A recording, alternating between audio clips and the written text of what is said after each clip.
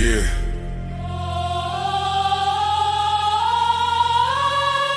This ain't no handouts. No shortcuts. No middleman. No middleman. No middleman. No middleman. Middleman. No middleman. Middleman. Middleman. No middleman. Middleman. Middleman. Middleman. No middleman, I get it direct. Pressure talk, I don't deal in the flex. Cut the line, I don't wait, I collect. If it's mine, I'ma claim my respect. No middleman, I move with intent. Boss moves only every dollar was spent. No favors, no deals, no rent. Built from the ground, now the whole game bent. Started with a vision, had to cut the distractions. No handshakes, just results and reactions. They was talking plays, I was making it happen. Turn losses to losses, then flipped it to passion.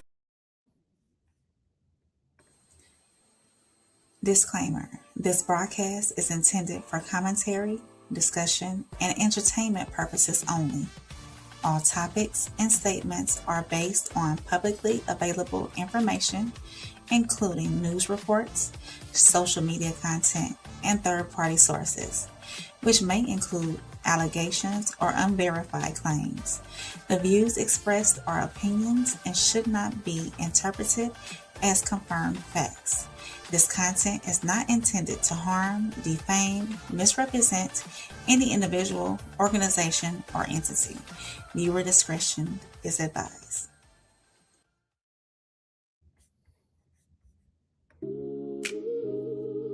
Souls, rain, club, no middleman.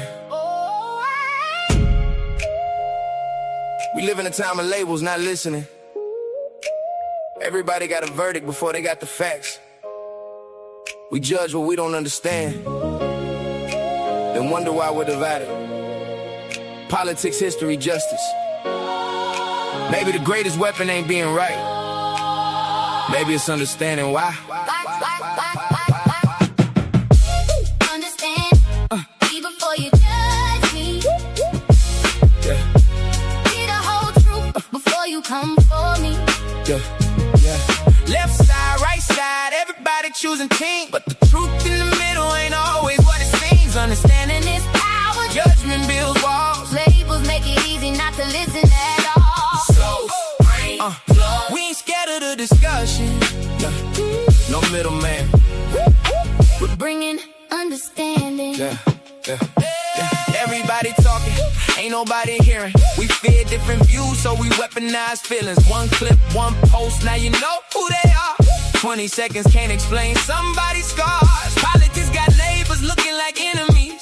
History get filtered through selected memories. Justice gets debated before evidence lands. Then we wonder why nobody understands. You don't gotta agree just to listen to me. Understanding ain't surrendering what you believe. It means I know your role before I question your route. Know what shape you're thinking before I shut you out. Oh. Understand me before you judge me. Yeah. Hear the whole truth before you come for me. Yeah. Black, white, left, right. Everybody choosing teams, but division gets stronger when we stop listening. Standing is power. Judgment builds walls. Labels make it easy not to listen at all. So, rain, flow. We ain't scared of the discussion. Yeah. No middleman.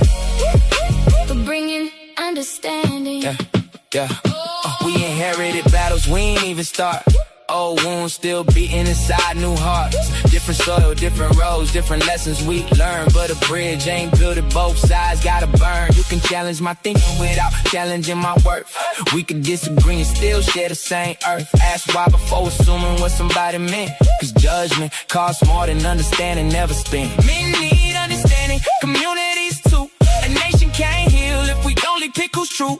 Power ain't screaming to the other side, folks. Power is listening when the conversation gets cold. What if understanding Didn't mean agreement. What if listening Didn't make you weak. What if the person across from you Know something you don't, and what if the truth needs both for you to find it. Understand Before judgment, that's where the power begins. Not Democrat, Republican. Republican, stranger or friend. history, politics, justice. We question it all, yeah, because the second we stop listening, yeah, division already won. Understanding isn't weakness. Understanding isn't surrender. Understanding is power. Stop judging what you haven't taken the time to understand. So, Understand. Understand.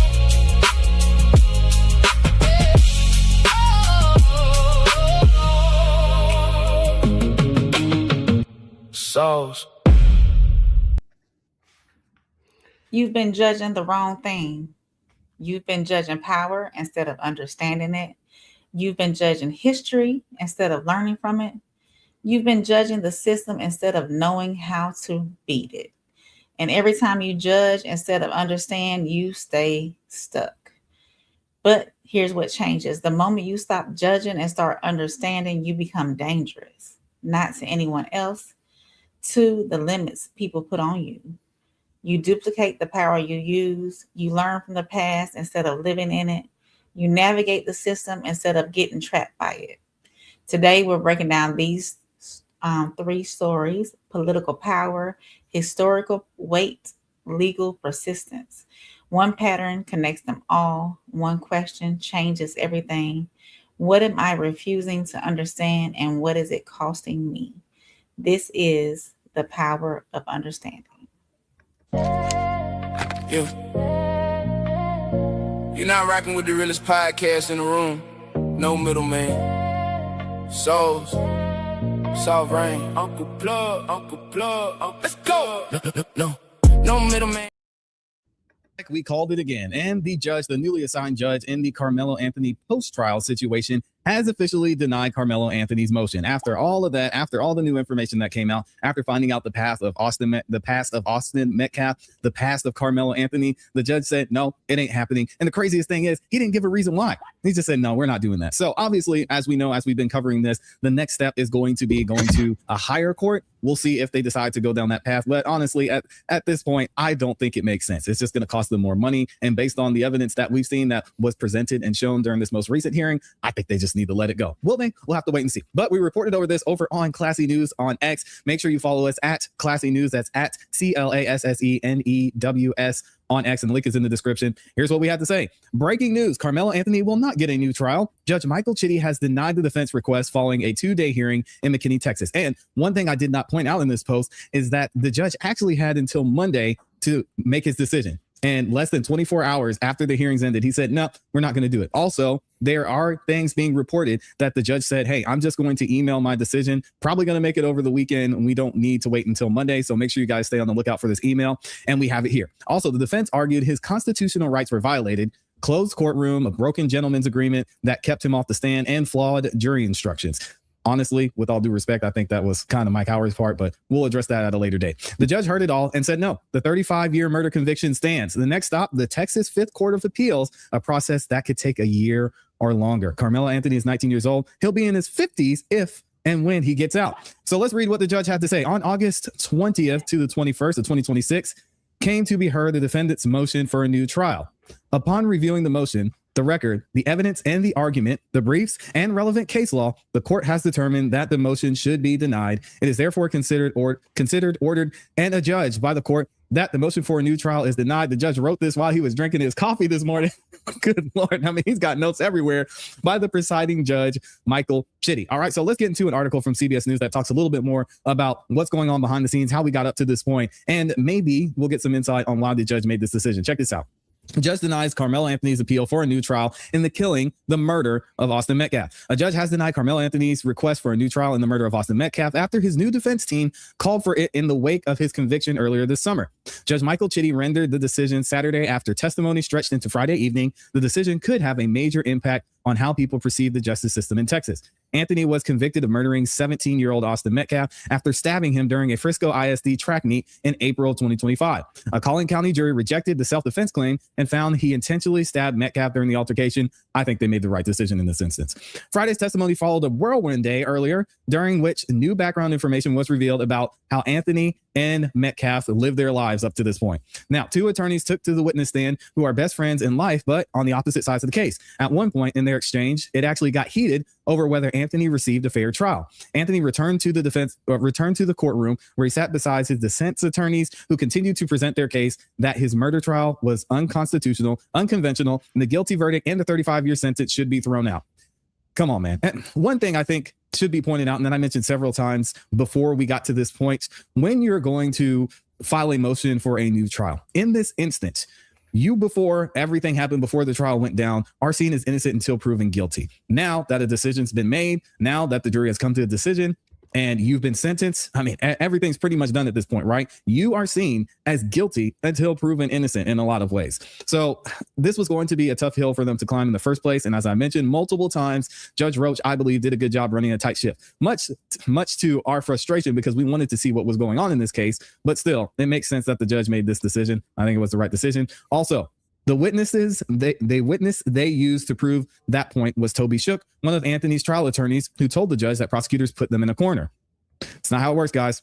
Shook says the plan was for Anthony to take the stand in his own defense, but the prosecutors were going to severely limit what he could be asked because of his private gentleman's agreement not to bring up anything from the background on the defendant or the victim. And they said, no, that's fine. But if you're going to do that, you're not going to talk about Austin Metcalf's background. And then they made a handshake agreement.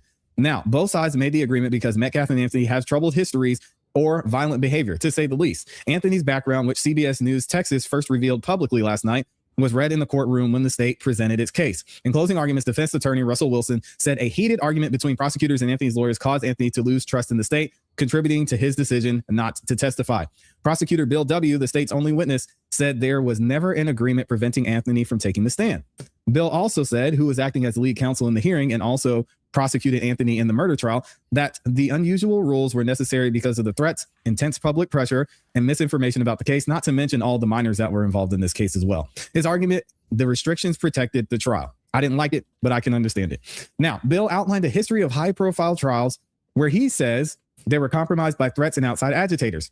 He claims that justified a murder trial that relied on private pretrial hearings, a tightly controlled courtroom, and a gentleman's agreement to keep background of Anthony and Austin Metcalf out of public view. But the defense says those measures went too far and the lack of public access violated the federal law. This article goes on, and it gives more information about what happened. We know, we're here now. Let's hear actually about what some of the people surrounding and involved in this case think about the judge's decision. Check this out. JD Miles posted about this on X, and he says, a reaction from Collin County District Attorney Greg Willis to the ruling by Judge Michael Chitty denying Karmelo Anthony's motion for a new trial. He said this: we respect and expected the court's decision denying the motion for a new trial. The jury's guilty verdict stands, and we remain confident in the process.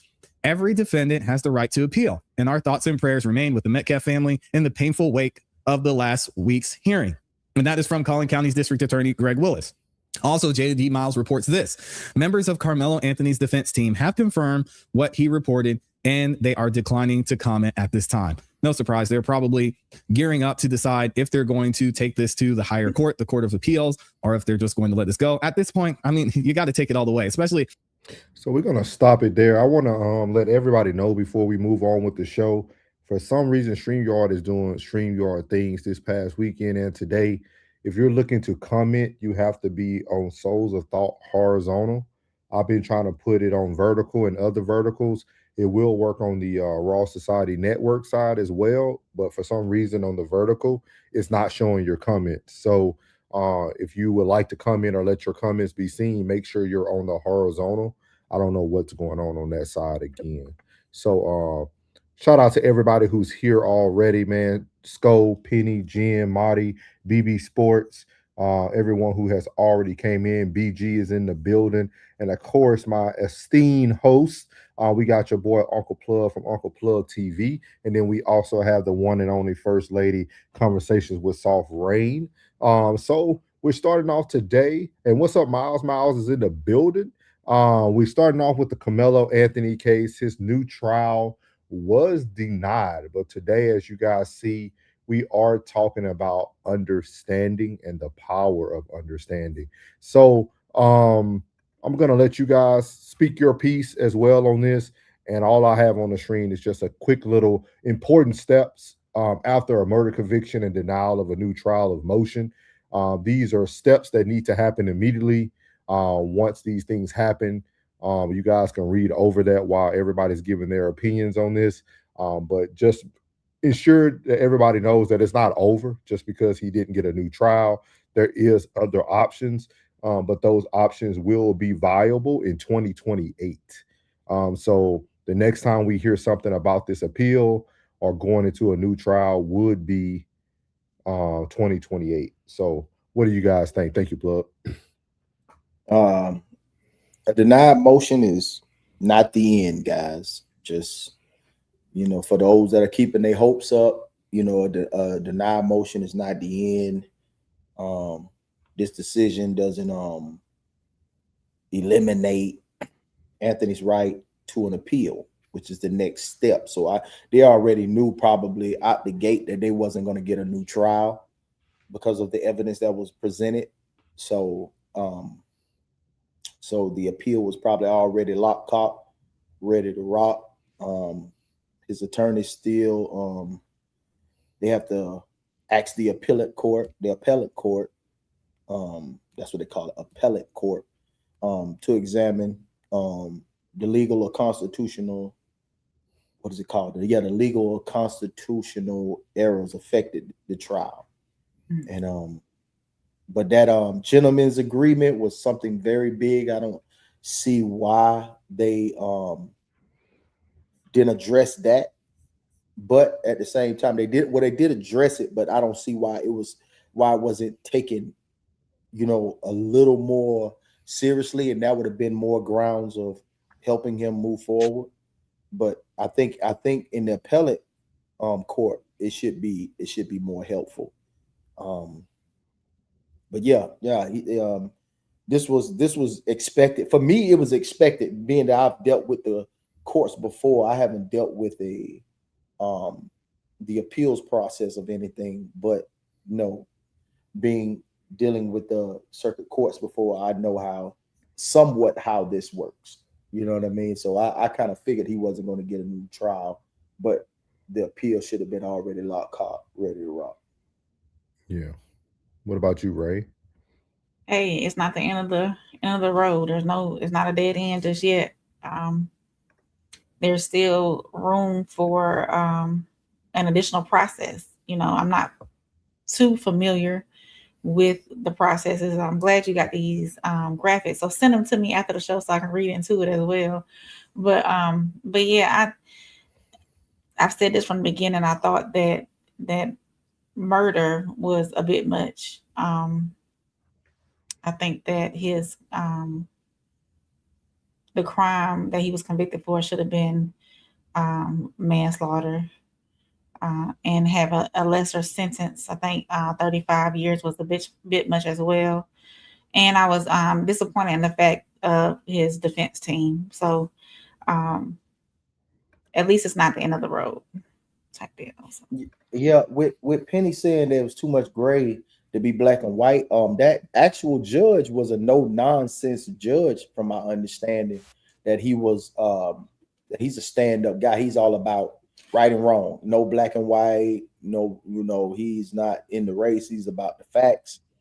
And it was a lot more of evidence that was actually entered into the courts that he took in evidence as well. So I think that's why he denied it, so it give more attention and more time in the appellate court to lessen, not to bring him home, but to lessen the sentence.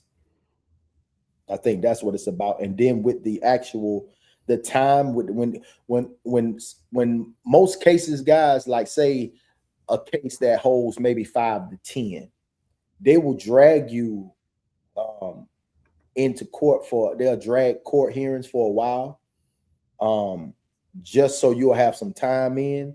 So just in case, if they can come up, like if the defense and the prosecutor can come up with a time more decent, and it's like the public opinion, the court of public opinion has to die down a little bit so people can forget, and then they'll present something of a lesser time.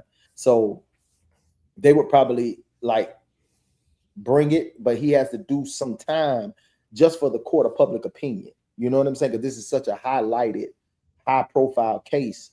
So they'll do that Like it's always it's either sometimes it's a trade. I give you him for him, or we'll trade this time that he's already doing for lesser time. You know what I'm saying? Like if people say, oh, he's been locked up since 2026. So by 28, when he does get back in court and they start to bring it back up again, if they say a number like 8, they give him 8 years. You do 85% of that time. So you're going to do 6 and some change off of that. But he already has 2 years already in. So they'll be like, okay, when they hear, oh, he'll be home in 2032, they'll say, they'll put it in months to make it seem like it's lengthier, but it's really it's really not that much time. So it's a game that they play in the judicial realm with time and verbiage to just to sway the public's opinion, so it'd seem like, oh, we got some retribution for the situation. You know what I mean? Yeah. And I think it's very unique. A lot of the stuff that has happened has gotten me more involved in just researching, understanding what's going on, kind of like what Plug is saying, right? Because I know a lot of times these things can feel difficult to deal with in the moment. But tonight we are talking about the power of understanding, right? So someone like Plug, who already understood the system, he never had expectations for anything different. And I think as us moving forward in society and in culture and in these systematic systems that we're in, understanding what the one end can look like and what the other end can look like gives us a better picture, right? So when I started doing some research and hearing some great content from the Fit Lawyer ATL, great conversation that she gives, they brought up the Strickland standard. And I did some research into that, and I kind of created this infographic. And it says the Strickland standard comes from the Supreme Court case, Strickland versus Washington in 1984. It's the test courts use to determine whether a criminal defendant received inefficient assistance of counsel, a violation of the Sixth Amendment right to adequate legal representation. And I think he falls almost directly into this with the handshake agreement that those people did behind the scenes. Because that was poor cross-examination strategy. They failed to challenge problematic evidence or testimony.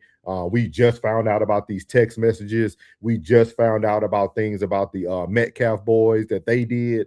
It was a lot of things that the ball was dropped due to that good old boy handshake that was happening behind the scenes. And I think, again, I don't think from just looking up the research of his team that he has now, he has a strong team. Even Fit Lawyer ATL was speaking about that a lot, that his team that he has now is very strong. I think they even knew that things weren't going to go as what we would consider planned for those who are looking on the outside looking in. But I would highly encourage everyone to just start getting abreast to possible things that could support the Karmelo Anthony family. Because I think now just being able to understand the system that we're in, the system that we're operating in. I don't know if you guys heard, but the last day he was in court, he had to wear a bulletproof vest underneath his suit. Just because it was still another safety stand problem. Like, it's so much on with this case that's going on. From the outside looking in, it just looks like he just got denied. But I think he's going to really be able to get a second chance. And like Plug said, I think the time being served is going to be something that actually benefits him in 2028. Because you guys got to remember, we're about to be in 2027 already. Like it took them almost a year to even get the trial started. So when you think about all these different levels, I think this is just something to look into, better understanding and the power of understanding, because I think a lot of our emotions are stuck in the lack of knowledge, right? For those who didn't pay attention or wasn't here yesterday, for the Lancaster family, I think the biggest thing that stood out was not just her grace, but her understanding of this system that we know is corrupt. She shout out to Sophie Lancaster. She even spoke about it, right? She understand that the police department did not benefit her case. Like, they didn't do anything for her. But I think, I don't think she said it on our live, that now she has a better understanding of what she needs to have an eye on within the system. And that's what we're going to be talking about tonight, is the power of understanding. I think a lot of times our messages get misconstrued because everybody's sitting on every word that you're saying, and we're not actually taking the time out to try to understand each other. And I feel like that could cause more divide than us actually coming together to get to a common ground. But prayers to the Carmelo Anthony family. Again, the Strickland standard is something that stood out, and also that the Fit Lawyer ATL talked about. That probably be a great way for them to like move forward in the appellate court when they go. And but I don't want you guys to forget too that these deadlines that I have on here are very important too. Because another thing I noticed with Carmelo's case, look how late they waited to even get the new trial. The guy only had like 48 hours to come up with a decision to hear the case. They flew Chidi in. He didn't even know about the case, y'all. He didn't even have the file. He wasn't even familiar. So we're asking somebody to represent a trial that he had no information on. Everything he was learning like the public was in real time. Right. So yeah, go ahead, plug. My bad. And the realest part of it is that it's so big to us that's in this space. You know what I mean? It's so big to us in this space. That'll just show you when these situations happen that it seems like this is a nationwide case. Man, everybody know about this case. No, they don't. No one is paying attention to what we deem is so important, that somebody that was being flown in to cover a case had no idea that this was going on. Like, and then just to think about it, and I want y'all to take this like to the head a little bit. Like, do they understand the climate that we're in? Like they're very understanding of what climate they're in. Because if that's the case, you would have never had that boy no bulletproof vest. Like, oh, we got security. We'll never think about that. But so they know that the things that we say that may be conspiracy theory, you know what I'm saying? We might be thinking we're being conspiracy theorists, but at the end of the day, you also gotta understand that they understand what climate we in. They understand that racism is prevalent. So let's not push that to the side and act like we're like the systems that be are not understanding that, you know, that this is very serious, because they took his security very seriously. Yeah, and even the sketch artist had to have security the second day. They put her in the vest as well. Again, if you guys want more details about this, I don't know her personally, but her content is great. She was in the courts. Her name is Fit Lawyer, like FIT. Fit Lawyer ATL, and she gave a play-by-play. She is actually an attorney who flew in from Atlanta, Georgia to cover this, and she gave some great information, some great playback. She talked a lot about that back. She said she knew things were bad when they kept talking about the handshake agreement. She said, like, when she heard that, and she said the phrase that stuck out to her is, "This is how we do things in Texas." And she said that's what stood out to her throughout the whole case. But the biggest thing I wanted to point out to you guys is these filing deadlines. So now that the denial for the new trial has already been denied, usually it's 30 days from the trial court judgment ruled to the appellate procedure 26-1.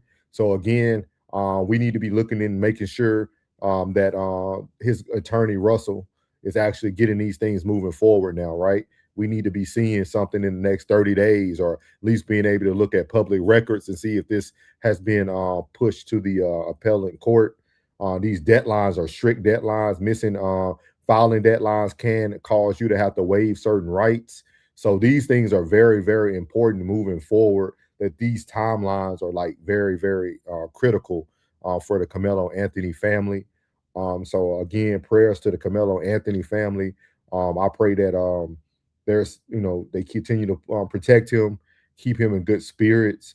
I think him seeing everybody come out that represented in a positive manner is a positive thing as well. Because I think sometimes when you're behind those walls, you don't get to see the people fighting for you. But he got to see that, even if it was for 2 to 3 days, coming out every day, being unshackled. So again, guys, the fight isn't over. The appeal is an opportunity. We just got to make sure that they act now and that they move forward on it. And again, for those who do care about doing any research about learning more about the judicial system, the Strickland standard will probably be one of the biggest things that they can move forward with due to the examples of the potential claims. The defense attorney didn't investigate alibis, failed to challenge problematic evidence or testimonies, and a poor cross-examination strategy, which we've seen all these things in play firsthand as the good old boy system, as they said. This is how we do things in Texas.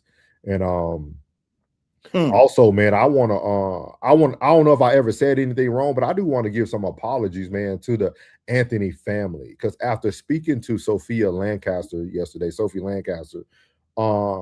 a lot of these families don't really know what's going on, man.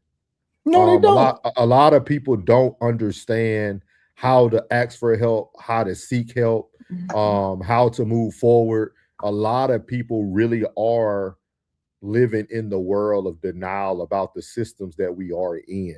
So if I ever said anything that came off negative in the Karmelo Anthony case to the family, I apologize. I don't think I did. I know I said I think he was going to be found guilty, but not of murder, just of something like manslaughter.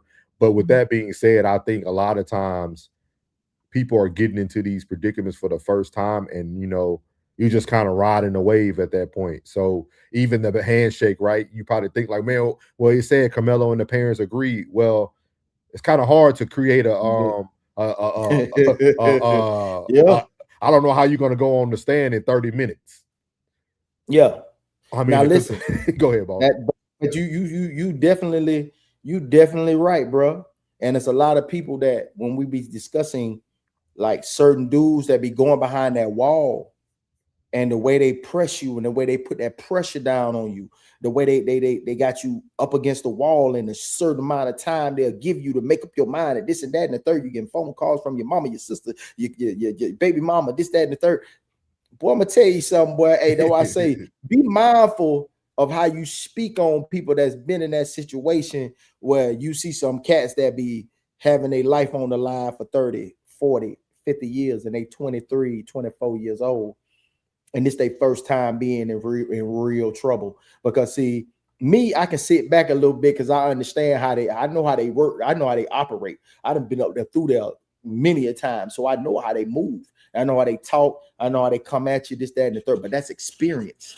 You talking about an 18-year-old kid and a parent that probably ain't never had nothing but a traffic citation, dealing with the courts, the circuit courts. Y'all better, hey, okay. If you don't want to educate yourself, then get in trouble. You almost have to have a law degree in order to navigate the judicial system for yourself. You do. Because you really don't know. Ma'am. Yes, ma'am. That's why I got a Black Law Dictionary in here, and I don't get in trouble. You understand? Because I know how they coming at you, man. You'll be surprised how one word being left out a misconstrue an entire investigation, a whole court case. Okay. But with that being but said, that's how we cover over here on No Middleman. Yeah. If you didn't know, tell them so. But I was trying. You cut me off. But I will tell you, I will double down on this. Is another reason why the statement I said a month ago about we have to learn the system. We have to be educated and knowledgeable of the system, because everything they're doing was a lack of our knowledge of someone understanding or being able to tell that family, like, hey, that's not a good thing. Hey, you need to put them on the stand. You know what I mean? Because there's a lot of other things coming out. A lot of people saying that those text messages was from gaming, because the girlfriend was still in the court every day she was there. So of course they're together. So like it was so much, that he could have done, but that's in the past now. So the biggest thing is to keep them in your prayers. And again, remember all those things. Myself, Plug, and Rain, we'll try to keep y'all up to breast on any little information we receive within this case.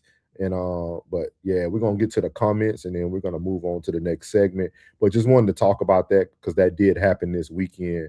And something I also thought of, anytime somebody say they're gonna give you news over an email, it's never good. Right. I thought that was weird. He should just held on when he was in the courts Friday. If you couldn't tell me in person on Friday, no, I knew Saturday in a email ain't gonna be a yes. It's gonna be bad. Yeah. Do you think he made a phone call to the other judge? No, because think about it. If he would have been the savior in this thing, if he would have said yes, you see what I mean? So that's something he would have did in front of the people. So that, you know what I mean? So we wasted time with these reindeer games getting Roach off the stand. Was it the climate? Was it the climate that you think the climate, or he's probably concerned about his own safety? I think the climate made them feel like they needed to give us some glimpse of hope, knowing that they weren't going to give us hope. Because they ain't got to be the craziest thing. All right, let's be real. The craziest thing, you ain't got to worry about black folks cutting up. They know what we do. We know what we do. We're going to protest and stand there, and we're going to pod, and we're going to do our thing. But them jokers over there, boy, they ain't got to put, I tell you, how about this here? He ain't put on no bulletproof vest because of us. No. So his decision can also be altered for his own safety. I see what you're saying. I see what you're saying. It could go, I see what you're saying. It could go both ways for sure. It's like what Penny had asked. He was like, why they just won't be the standard of the law? That ain't the climate we in, my boy. It could be anybody. He probably don't know who he around. He probably don't know who he's around. And Penny, that's a great answer, though. I mean, that's a great question, because that's what we continue to say every night when we are on here, right? We are the loudest voices. Like, they are paying attention to what content creators are saying. That's why you get that, the text messages come out. Oh, let's give them this. Like, they're listening. Like, when somebody bring up something and they keep beating that dead horse, all of a sudden it appears, because they're looking at what the people want, and they feel like as long as we can make the people satisfied, we can do everything else we want within this system. So, he said, I do understand what you're saying. He said the handshake agreement was undeniably foul. Yeah. On both sides. Might have said that's why they don't do deals. Might have said, do you think that because of the stigma associated with this case that he emailed it so he wouldn't be put on the spot? Of course. I'm saying the client. Just what I was saying. That client, what the climate is, he probably concerned about his own safety. Come on now. Yeah, he got back home. He got back home before he sent that email. Yeah, you better believe it. He was already on. Yeah, they flew him on a private. He was on a PJ. He was on a PJ back home. Yeah. They gave him a cold one waiting on him. Yeah, they gave him the good old boy service right on out of Texas. Hey, he might have got on Jerry plane. I'm telling you, man. It's devastating how boy. Hey, I know we talk about this and we try to keep that, but them folks getting violent, man. Yeah. They getting violent, man. They getting real violent out here, man. And they ain't making promises. They making for real threats. They being for real. But tonight we're going to be talking about the power of understanding, and hopefully everybody who's watching tonight can take something away from this. Every segment we do tonight is about understanding. And I think we need a lot of it in today's society. If you guys didn't catch Uncle Plug's principles on Sunday, amazing. We need to have more conversations about those type of things to see where people stand, man, where people look at things. But the biggest thing is to get understanding. So as you guys know how we always do, your favorite black girl adjacent, your favorite white girl, your favorite is them, that's me too movement, the one and only Radar Rain. Suffering got Alabama grace all in the spirit. Yeah. Georgia roots in the soul every time you hear it. Thank you for introduction. So hey, that's AKA Sugar Dumpling. Okay. Sugar Dumpling. What's going on, everybody, and welcome back to On the Radar with Rain, where we break down stories making noise across culture, the news, and the internet. And tonight, what is on my radar is Black business. A new State of Black Business report out of Birmingham, Alabama, found that Black-owned businesses in the area grew from just over 500 in 2017 to more than 900 by 2022. Now, that's some real growth right there because it almost doubled. But the report also highlighted a major challenge. The vast majority of Black owned businesses in Alabama still have no employees. And that tells us something. Starting a business is one thing, but building a business that can survive, grow, hire people, create long-term wealth is something that is completely different. One business owner featured in the report made a point that stood out. Many entrepreneurs start businesses because they are good at their craft. But being good at your craft does not automatically mean you understand how to run the business behind it. And that fits in perfectly with tonight's theme, the power of understanding. Talent can get you started, passion can push you forward, but understanding cash flow, pricing, marketing, hiring, systems, and ownership is what can turn a hustle into something sustainable. So Black-owned businesses are succeeding. The bigger conversation is making sure more of them are able to survive, scale, and build something that lasts long beyond the owner. And when we get into Master P and his message about ownership in the next segment and generational wealth tonight, you got to keep this story in mind because talent can make you money, but understanding the business can help you build power. I'm not. Oh yeah, you got the video queued up. That's good. Yep. You ready? Yep, good deal. Granger knows that as an HVAC technician, the heat is on you. It's okay. We're gonna get past it. It's All gonna right, get then. bad. Yeah, everybody got to get paid. They telling you the power of economics. Here we go. You gotta Right get the there. bads in. You know what I mean? All Mhm. right, we're gonna skip. There we go. There we go. Let me get that volume on. There we go. Black-owned businesses in Birmingham is growing fast, according to a new report that also says opportunities to scale those businesses is not growing as fast. Tonight, Network Navigator released its State of Black Business report. The outfit also held a discussion on Black businesses at the Birmingham Civil Rights Institute.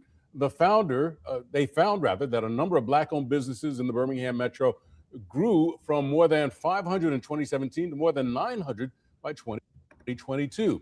The organization exists to connect small business owners to resources that can help them grow. And business owners, they say, also have to be patient and resilient. Because a lot of times when people show up at Network Navigator, it is such and such didn't want to help me. I just need some help. I don't want to have to go through the ecosystem anymore because they turn me down. And it's not the case. Sometimes we don't know how to ask for help. We don't understand how to actually articulate what our issue is. The organizers also point out that August is National Black Business Month. By the way, we'll add a link to the Network Navigator report. There we go. So, in the theme of understanding, do y'all feel as though most businesses might fail because lack of understanding and how to run a business? You can have that talent, you can produce a great product, but not understanding how to do the background and manage your business well is, I think, too, is the reason why most businesses fail today. It's not because of their product, but just not having that knowledge base of the business side of it. I'll let you go first, Plug. I know you got firsthand knowledge. You better know it. That's where they destroy business. That's exactly that part right where he said the business part is always the hard part, and especially tax compliance. That's exactly where they destroy most businesses. Mm-hmm. That's exactly where. Because to be completely honest, we did do the disclaimer, right? Yep. You're being extorted. You're being extorted. Like, to do business here on this great soil we call the United States of America, this corporation, this LLC, this whatever they want to call it, you're going to be extorted. And they do it in a form of tax. And it is what it is. And when you think about growing your business and let's just say the quote unquote redlining and no capital, you know what I mean? You don't have any capital. Like, that's why most of the banking systems are going to be destroyed. Trust me. I know it's FDIC, they will be destroyed. These other entities that are coming up that are no brick and mortars, Like they're just strictly functioning off of money coming in and money coming out. You know what I mean? Like that tax compliance is really something else, bro. Like you would be amazed that these companies that are making probably 3 to maybe $400,000 a year are getting taxed out the yang yang. Yeah. That tax compliance is like they say, oh, he only did the tax thing just to help the rich. No. He didn't do that to help the rich. The code wasn't, and I'm gonna say it was before Trump. Just so y'all know, let's make it clear. Let's be clear. Before Trump, this tax code has always existed for years, decades. So it wasn't to destroy, it wasn't to punish the rich because they have assets on assets. It's to destroy the middle class. So when you hear people say they're trying to destroy the middle class, be like, what you talking about, dog? Yeah, it's the ones that's making that $300,000 to $400,000 a year. They're the one that's getting hit and bust over the head for $75,000 to $80,000 just to do business. Where these gangsters that was in New York walking up and down the road that was making businesses pay them every day, so that they can every week so they can function properly. They're doing the same thing. That's why I told you I look at commerce the same way, from the underworld to the corporate, from the street to the corporate. It's the same thing. They took everything from the number running and made it lottery. Everything from extortion into taxes. It's the same freaking thing. Yeah. And that's why businesses fail. And I've been hearing more people should actually start sole proprietorships instead of LLCs. No, it's the same thing. Yeah, but go ahead. No, go ahead. You good? I lost my track. You good? You good? Because it's both cold. It's both cold. It's the same thing. It's both cold. You know what I'm saying? Like it's the same. It's the same mother. It's the same thing, bro. I swear to God, it is, bro. Like you would be surprised, dog, at the hands and fingers and in your pocket, the money that you're trying to boost your business with. They want a cut of that. And it's a significant cut. You know what I mean? And that's why most of these black businesses are failing, because you don't have enough to pay the dishwashers. You don't have enough to pay the cooks. You don't have enough to pay the hostess. You know what I'm saying? The only one that's really making money in the building, to tell you the truth, are the servers. But then if the kitchen ain't operating properly and the dishwashers ain't operating properly and the host is all disgruntled because she only making like $8, $9, $10 an hour, boy, your pocket gonna suffer along with your business. And then don't let the government come in here and say you done broke I done broke out of this. Boom, we making some money now. Oh, they're gonna get a portion of that. Either way, sole propriety or LLC, shit, they gonna bust your head. What's probably 2%? Probably 2%, 3% difference. Shit, they still busting your head open. Sucks. So did you do some research? So what's the difference between it's okay.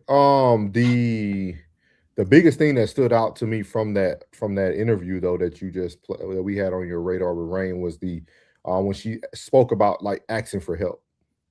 Mm-hmm. I think that's one of the biggest things that we'll kind of get to tonight is just like the power of understanding, right? Like understanding that those who might not look like you might be the one that you still need help from. Like not being too prideful to go to that white business next door to you that's been there for 30 years, been running their books, got their employees.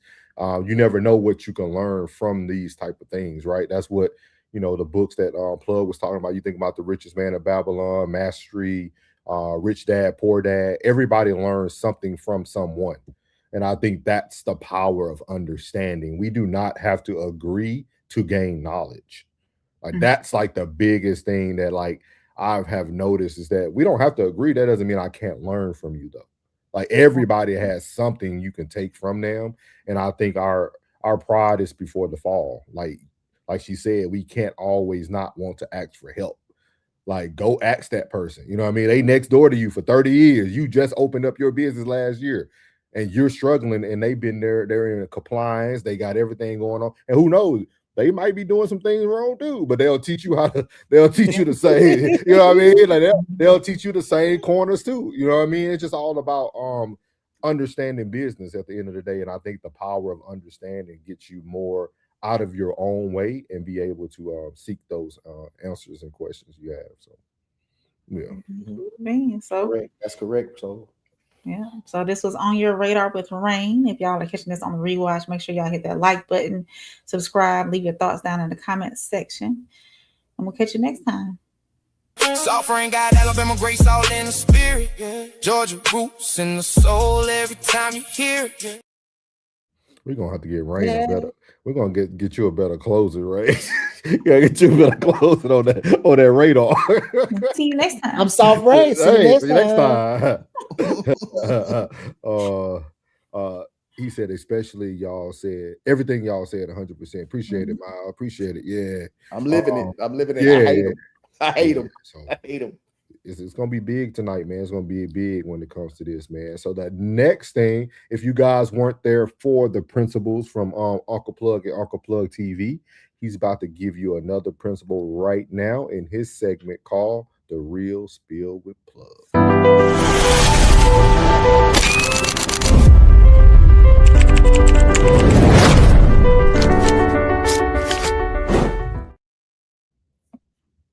The word for tonight is intentionality. Can you say that right? Can you say that so? Intentionality.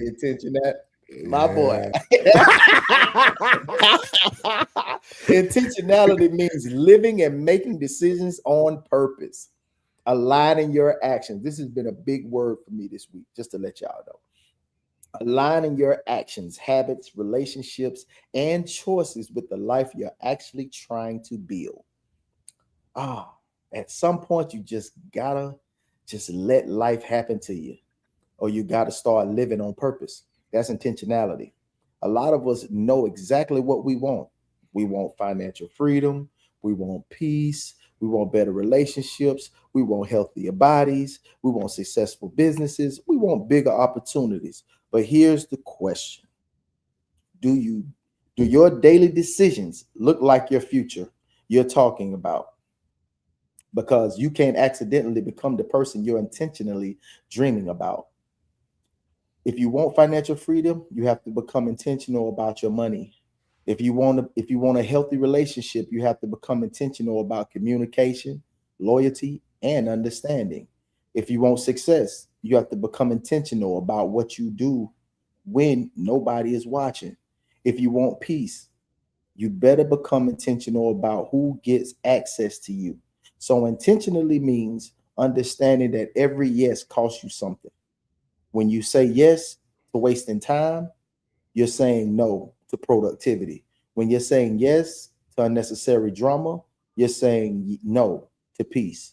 When you're saying yes to spending everything you make, you're saying no to building something for tomorrow. When you continuously say yes to everybody else, sometimes you're saying no to yourself. And here's the part people don't like. Your intentions don't outweigh your habits.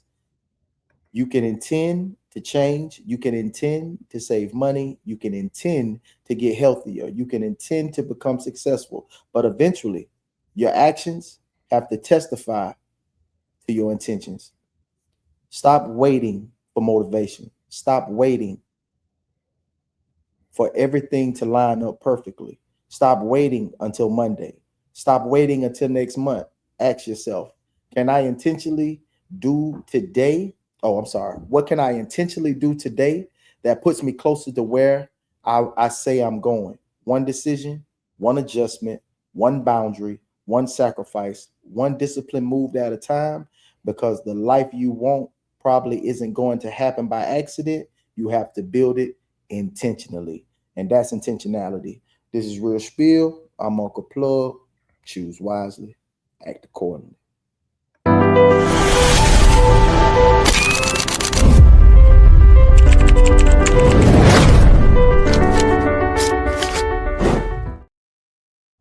So that was the real spill with Uncle Plug. Intentionality. That was an easy one right there. Intentional was an easy word. So it's easy to add a little, the suffixes, prefixes. That stuff is easy. I thought about you. Yeah. It was intentional. So that was Uncle Plug with a real spill with Plug, man. Intentionality, man. Great word. Great word.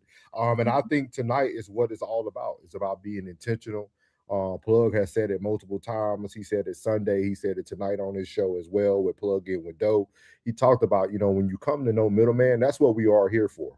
We're very intentional. Like these shows that we're putting together, we're starting to get even better at getting these things together a day before, letting everybody actually get the content, understand what we're going over. And it just provides a better conversation for you all. And the power of understanding is very powerful because it's unique. Because I was telling Rain earlier, I said we did a show called The Misunderstanding a few weeks ago. And now we're doing the power of understanding, man. With that being said, we're going to be moving on to, go ahead, Plug.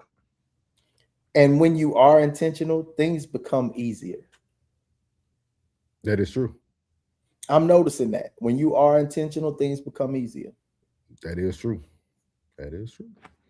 Intentionality comes with preparation. So planning prevents piss poor performance. Yep. Yeah. So let you guys know we're about to get into segment number 2. Listen up. I was able to find a young new creator who broke this down very well. And then also so we don't have to worry about getting the copyright from Forbes. So here we go with segment number 2. You're not rocking with the realest podcast in the room. No middleman. Souls. Soft rain. Uncle Plug. Let's go. No middleman. Master P, I've been seeing this clip about Master P floating around on X, Twitter, Facebook, and stuff like that. So Master P says black people should get over slavery. Huh?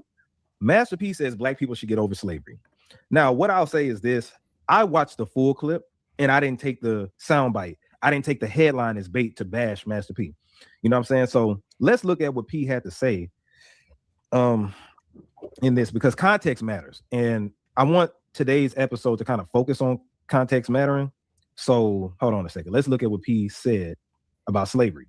Now, in this, let's read what Art of Dialogue said. He says he doesn't harp on slavery while opening up about trying to get the negative mindset of the culture out of the culture as he addresses black people who are still harping on slavery and says he can't change the past.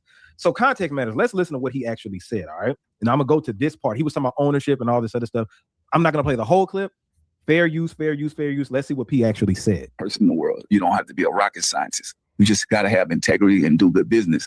And these doors will open up for you, building great relationships. And I think that's the biggest thing for me, trying to get that negative mindset out of our culture, because they still going back to, oh man, slavery, they did us this. And I'm like, you still harping on that, man. I never harped on that because I can't. Okay. Shout out to Forbes, by the way. Fair use.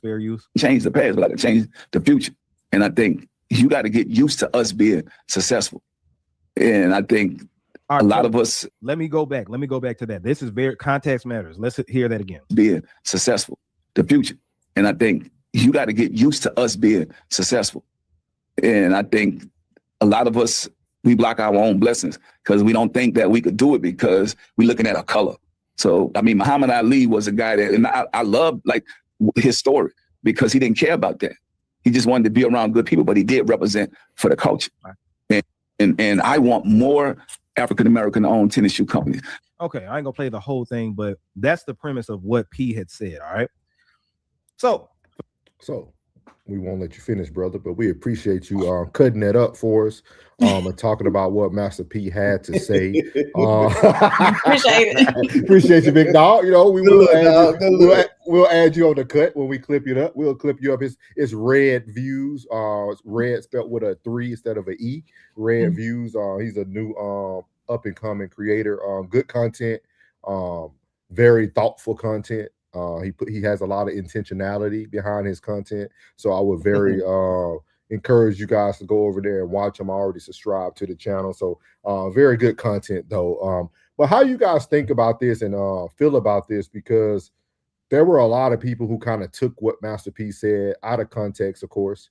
And we're talking about the power of understanding. And then the following day, I'll try to pull it up while you guys are giving your opinions.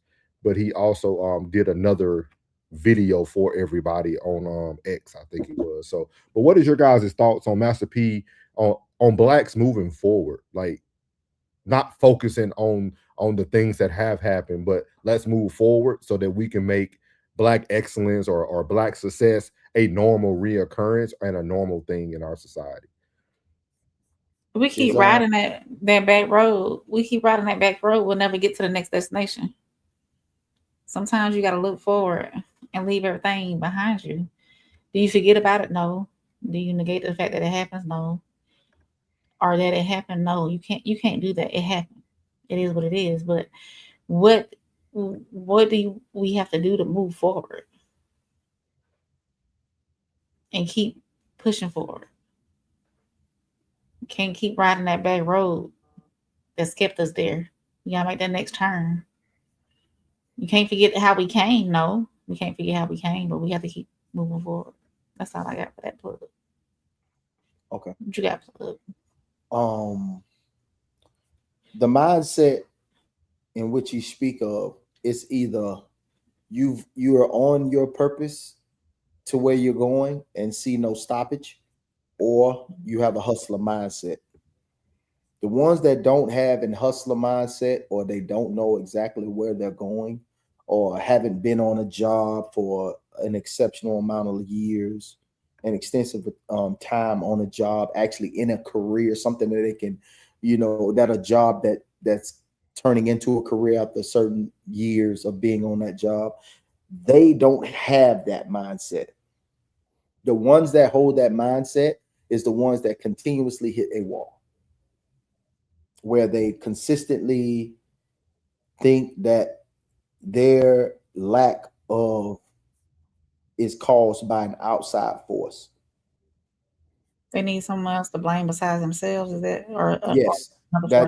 That is explained as an individual empowerment and systematic accountability can coexist.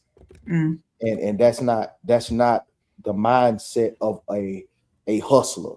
Like, so I can only speak from the mindset of a hustler. Like, I don't think about barriers, because a hustler mindset is, how do I get around that barrier? And once I've created a lane, once I've initially got around that barrier, there's no stopping that. It's only improvisions on the hustle. So you don't think about anything getting in your way. You definitely ain't thinking about yesterday. You're thinking about, how can I improvise as I continuously move forward on this hustle, and how can I improvise on making my hustle even better? So you don't think like that. So that mindset does not live in him making that. No one should take anything that he says in that manner, because he's a hustler. Everything was out the mud, no matter how, who, and where, and what was invested. You take, it's all about, you might have inherited something, you might have acquired something, or someone gave you something, but at the same time, you still had to keep that motion going, regardless of what somebody may say or assume. And that's a hustler's mindset.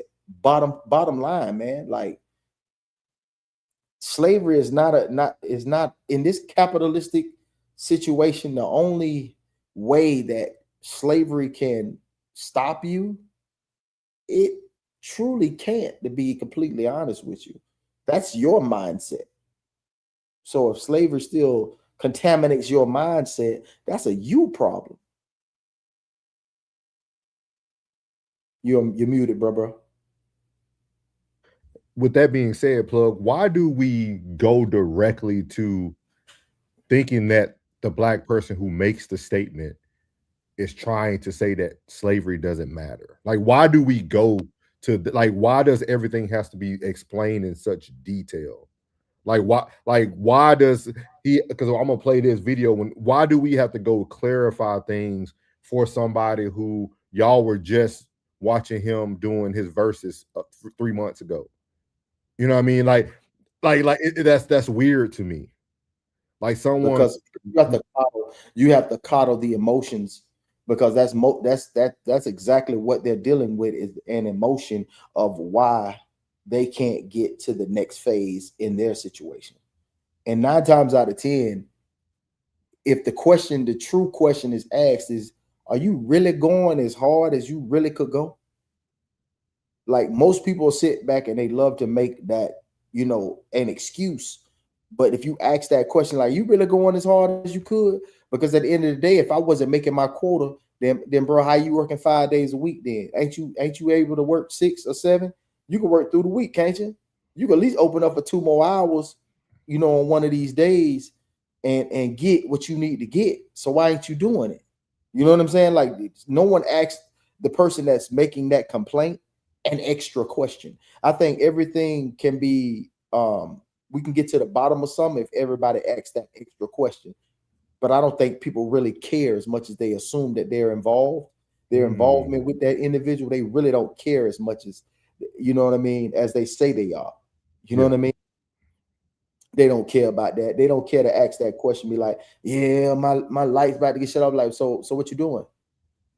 Man, they only let me work 40. You ain't ask somebody else if they wanted to work. I'm pretty sure some more sorry ass people at your job. You could have asked somebody to take that Wednesday shift. Yeah, but I had to do such and such for my kids, or I had to do such and such for this. And I said, did it really require your attention? Or could you like went ahead and got them hours and got that little extra paper that you could have got? You know what I'm saying? Like, you really could have took that extra day. You think you really could? Because I mean, you think you got 24, you only work 8 of them. Yeah. You only slept 6 of them. What I think is so unique, before I play his message about him clarifying, what I think is so unique, I think these give you moments of who really supported you anyway. Because when you start to read through like the comments, you have some people who feel Master P was only about himself. Then you have the other people like, man, no, man, I remember this dude from No Limit Soldier selling everything out of his trunk and making No Limit the movie and all. Like, you got 2 different sides of the fence. And I think a lot of this stuff actually just clarifies like who's really on your side. And then you also can have the understanding of, because I know Penny said, he said tennis shoes, bro, but like, we also know he has potato chips. He has all these other healthy snacks that he put into stores in the South. Like, if you follow everything he does, he's just talking about the shoes because that's what's in front of him. And then also he does have sons who play basketball, so it's like a dual promotion there. But we're saying tennis shoes, but look at how Shaq and his son has made profit off of Reebok. Mm-hmm. So Shaq like, Shaq still yeah. selling Walmart. So like, it's just like these things all matter at the end of the day. And where I'm gonna play what he had to clarify, and I want to get y'all opinion about this video as well. So here we go. Okay. I love my people. When you talk about slavery, our ancestors been through so much, and we're not gonna forget it. You know what I'm saying? But what I want to tell y'all is, even though we're going to always be aware of it, but we have to do something to bridge the wealth gap. That's what I'm saying. We can't change the past, but we can change the future. And we're going to constantly fight and educate our people. But I want to let y'all know, Apple is making $32 million an hour. How do we get a piece of that? Because we need to be able to bridge the wealth gap. That's the only thing. So the OG Master P done came and clarified things, because things got smoky for him over the weekend, and he deserves some of that smoke. Let's keep it real.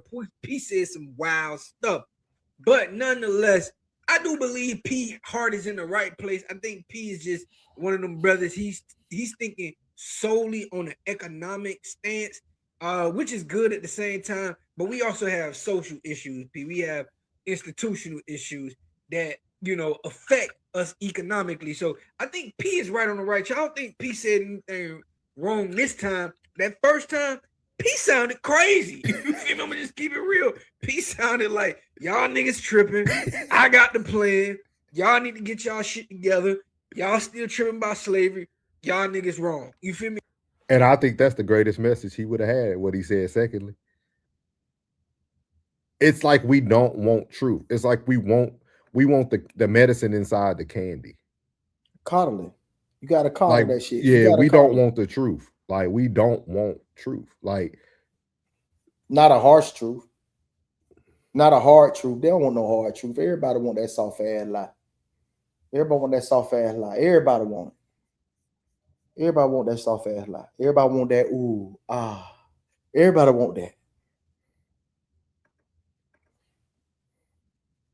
I said Pete is speaking from his unique experience. Many of us were told to get a degree, get a job and a spouse, and live happily ever after.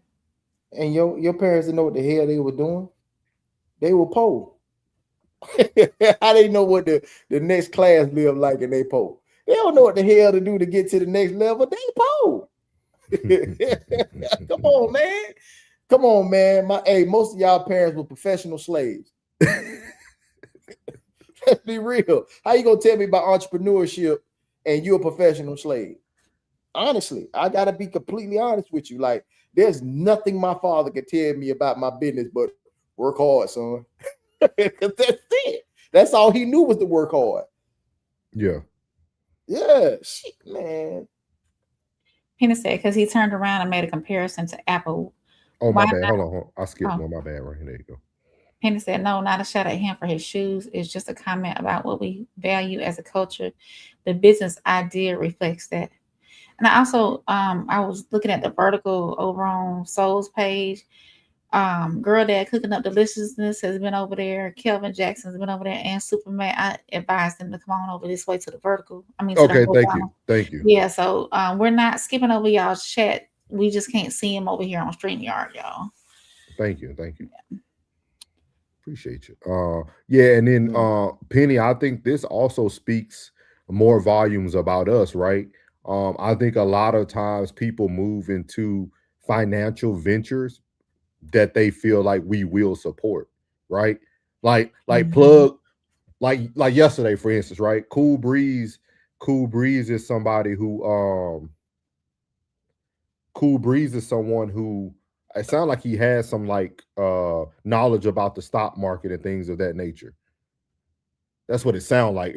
If I'm wrong, plug yesterday, it sounded like he was familiar with the stock market, right? Yeah, he's the thing is he has an insurance company, but it's about leveraging that insurance into the wealth gap, increasing different streams of income through the actual insurance company. You know what I mean? Like the policies are just that, the policies. And you go and you make certain things shake through there. You know what I'm saying? It takes time. You know what I'm saying? That's why I tell folks now, like, if you got a kid that's like 17, 18 years old, like, you know what I'm saying? You got an 8, 9, 10-year-old, get them now. Get them a policy now. So when they turn 20, you got a lot more leverage. By the time they're 19 and 20, you got a lot more leverage to move. You know what I'm saying? And then you could turn that $250,000 policy or that $100,000 policy into like a 500, because now they're working. Y'all can work together to help each other. You can use, like I say, no one pays attention when I said family is business, love is law. You got to. It'll be a lot less families breaking up if they had policies on their children that they can leverage into wealth by the time they're 18, 19, and 20. It'd be a lot more families staying together, staying focused on the plan at hand if everybody do what they're supposed to be doing. If your child is young right now, put that policy on his ass. So when he do start working, y'all can up that and y'all go half on it. So you've been doing it for this long, now y'all go half on it. If it was just a $50 payment, now you getting a $150 payment a month. Y'all doing $75 a piece, and y'all building on that. Because after those 10 years of putting into that policy, you can pull away from that policy. And then y'all can use that to say, hey, we can go buy some rental property. This is our rental property. You know what I'm saying? Like, this is our rental property. This is like, dog, family business, man. Stop looking at your kids with all this love and affection. This shit is a business. This shit is a business. If you having babies, you dropping 3, 4 of them, man, you better put some policies on them babies. Yeah. You ain't got to worry about them getting touched by no police officer. If so, you gonna get some in return, not just a heartache and pain. And the reason why I brought that up initially about Cool Breeze was because I'll try to have the conversation with Lil Penny about Like if Plug created a book about stocks, it'd be such a low sale, right? Like he'll have to really dive into his bag. Like for instance, right, with Earn Your Leisure, right? That night where they talked about the beef was the largest Monday night they ever had on their channel with 78,000 people.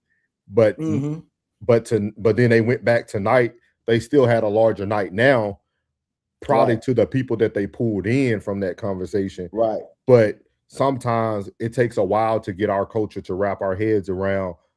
Okay, Master P is selling more than sneakers, right? But that's how he drew me in. Now I'm finding out he got this in stores, he got this in other stores, he got stocks over here. Like you get to learn more, but sometimes we feel that we have to put the thing in front of you that gravitates you to it naturally, right? And then you find out more about them. Like for instance, Michael Jordan, right? Michael Jordan does a lot in North Carolina. Him and his mother have a lot of homes and things they built for underprivileged people. Like they do a lot, but he doesn't talk about it. But everybody does know Michael Jordan for his shoes, though. You see what I mean? Like it was the thing that gravitated him or brought him into culture. But if you really take a deep dive for yourself, you'll learn that shoe now creates multiple businesses, multiple jobs. I mean, he owned multiple NASCAR racers, like just all types of ventures that he's in. But the shoe is what gravitated you to him. But if you want to learn, you got to be hungry for more. That's what I'll say. Yeah, that's what Big Killer Mike said that in the song. He say singing and dancing essentially just a nigga business, but nigga business can turn niggas on to bigger business. Yeah. That was hard. That was a hard bar. He say singing and dancing is essentially just a nigga's business, but a nigga business can essentially turn you on to bigger business. Yeah. So telling you, man. Penny said, because he turned around and made a comparison to Apple. Why not? We need more black software or tech companies. Yeah, hey, you can go catch that on Conversate with Killer Mike. He talk about that every day. Hey, Ma.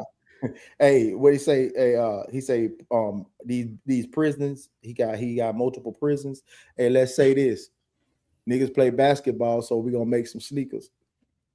Niggas get in trouble, so might as well. And instead, we gravitate to being the next Louis, but don't gravitate to being the next Gates. Yeah. Penny said, we're not saying the next souls. We're not saying be the next souls. I agree. I agree. Classic said 333 just slid in here. Master P is talking about money. The impact of slavery ain't got nothing to do with money. You can make 10 billion and your son can still be Nolan Wells. That is very true. That's very true. Penny said we need to support more than BS. That is true. That is true. Classic said money conversations are not resolution conversation, not blood, no change. Y'all just keep living, you'll see. Miles said multiple prisons, just saying. Mighty said it's about supporting our people and learning from them so we can build our own wealth and community. One person at a time will eventually build an army. Yeah, it's very true. Hey, true. Miles, a reason I'm laughing, Miles, is because when I was in there, I used to sit back and watch everybody run to that phone. And that phone is like, oh my God, like so much money is being spent on that little fuck. I used to call it's a blue phone. I used to call it a fuck box. And they used to be on that fuck box every day. And I was like, man, I wanted, and it's called Sirius. It's called Sirius. And I wanted to see if it was a private, publicly traded company. So I would put some money in it. Man, they private, man. They private. They private. They private. I was like, man, they're probably making the money though. They're making the money. I said, Keefe. That's why I was laughing about the Keefe too. You know what I'm saying? Because I wanted to put money in Keefe. Because I see so many people. Because I was a canteen operator. I see people come through there spending $100 a week. I see like 100 to 200 people spending $100 a week. Oh yeah. And I'm like, man, I gotta get some money. I gotta put some money. The whole time while I was in there, I was thinking about what I'm gonna do to get this paper. I was not thinking about slavery. I swear that. I was not thinking about slavery. I was like, how am I gonna get this paper? I was like, man, I can invest in this, I can invest in that. I can invest in this, everything that's got anything to do with the chain gang. That's what I was thinking about investing in. Now, for me to see him, I know you might think, oh man, he making money off the prisons. I was like, well, that's where the money at. They can't go nowhere. Yeah. You know what I'm saying? They can't go nowhere. They got to use the fuck box. They got to go buy them zoom zooms and wham whams. So I was like, I might as well invest in that and make this bread. Yeah. So then I started thinking about the individual companies that's selling the product. My bad. Go ahead. Go ahead. No. I think it's unique, and I don't want everybody to miss the power of understanding, right? Like, because you all are bringing up great points, right? Excellent points. But you also, because Classic brought up a good point. You know, you think about Nolan Wells, right? But you think about if we can eventually work with each other and gain wealth, we no longer have to worry about Colin Kaepernick paying for the private what was it he did? He did the what's the word for it that I'm looking for? That he paid for Nolan Wells, the independent autopsy. Yeah, the independent autopsy. Like, because I think I talked about this with Plug about people can start coming to us. Like, we are now in control of the wealth. We can get you the things you need to get. Because Plug was talking about like the Section 8 and stuff on the principles. And we were just talking about if we can get more people to understand and get the power of understanding why, even if we don't agree on everything, us moving forward and gaining this, closing a gap on this wealth thing, we can now be the source of those resources. Like, we want you no longer need a Ben Crump when you can be Ben Crump, or you can be the next person. So I think that's the biggest thing. So yeah. All right, you muted. Penny said, but we're not building the prisons. I'm just saying. Might have said facts, Penny. Might have said, if we teach them to be better and educate our children, we can keep them out of those cages. Penny said, we complain about how our children are treated in prisons, but can't band together as investors to privatize and manage one. What he said one more time? Read that one more time. We complain about how our children are treated in prisons, but can't band together as investors to privatize and manage one. Mm-hmm. Penny said, so kids stop dying in jail. As I said, the problem is that there was an autopsy to pay for. That's the impact of slavery. As I said, evidence not being evidence is the impact of slavery. And shout out to Rude over there on the vertical too. I told him to come on over here on the horizontal so we could see his comments. He just said, shout out to Judge Greg Mathis, Angie Martinez, and G Unit Tony Yayo. Oh, there you go. There you go. There you go. There you go. Here. What's up, Rude? As I said, legal bigotry is not a thing of the past. It is the present. That's the impact of slavery. And Rube says, shout out to Judge Greg Mathis, Angie Martinez, and G Unit Tony Yayo. So good to have you back, Rube. Good to have you back, big dog. Glad you was able to get over here. Yeah. Classic said, money conversations are small. Once you touch some real bread, you see how it only helps you react, not proact. Okay, cool. Y'all have anything else on the Master P side of things? I really encourage people who got ideas, who think they can start a business, go ahead and push through with it. Don't wait, just do it. Push the button. So we're gonna move into segment number 3. Give me 1 second. Yeah. You're not rocking with the realest podcast in the room. No middleman. Souls. Soft rain. Uncle Plug. Let's go. No middleman. So here on this next segment, we actually have a segment that has 19 keys with Dr. Boyce, who's an author of an amazing book. I think it's The Power of Black Economics. He did a couple more other books as well. This whole conversation is something I highly encourage people to go watch. We're just going to play a little small segment about the power of understanding. But they talk about everything in this interview. It's like a 2-hour long interview, 3 hours almost, pretty much 2 hours and 58 minutes. And they talk about a lot of things, but Mr. Boyce gets a lot of questions of people thinking because of the way he speaks about the black community that people ask him a question, is he MAGA? So here we go. What? MAGA? Yeah. Hell no. Who said that? Nah, he far from MAGA. No. Where'd that come from? Claude I gotta ask you to left field questions. No, I only ask the question because the way you break down finances and sometimes when you talk about Donald Trump, it sometimes sounds favorable, right, on some of the things that he do. So I never had the opportunity to ask you what your actual position is on like Donald Trump as a man, like the MAGA movement itself. Okay. I followed Trump for a long time. You know, I followed him 30 years ago before he got into politics. Over the years, he was just known as a rich guy from New York. That's why you have all these pictures of him with rappers and stuff like that through the years, because they would rap about Donald Trump. So he had a lot of, black friends or whatever. So when people are saying like, oh, he's 100% racist, he 100% hates black people, I'm like, what are you talking? I'm not saying he loves black people.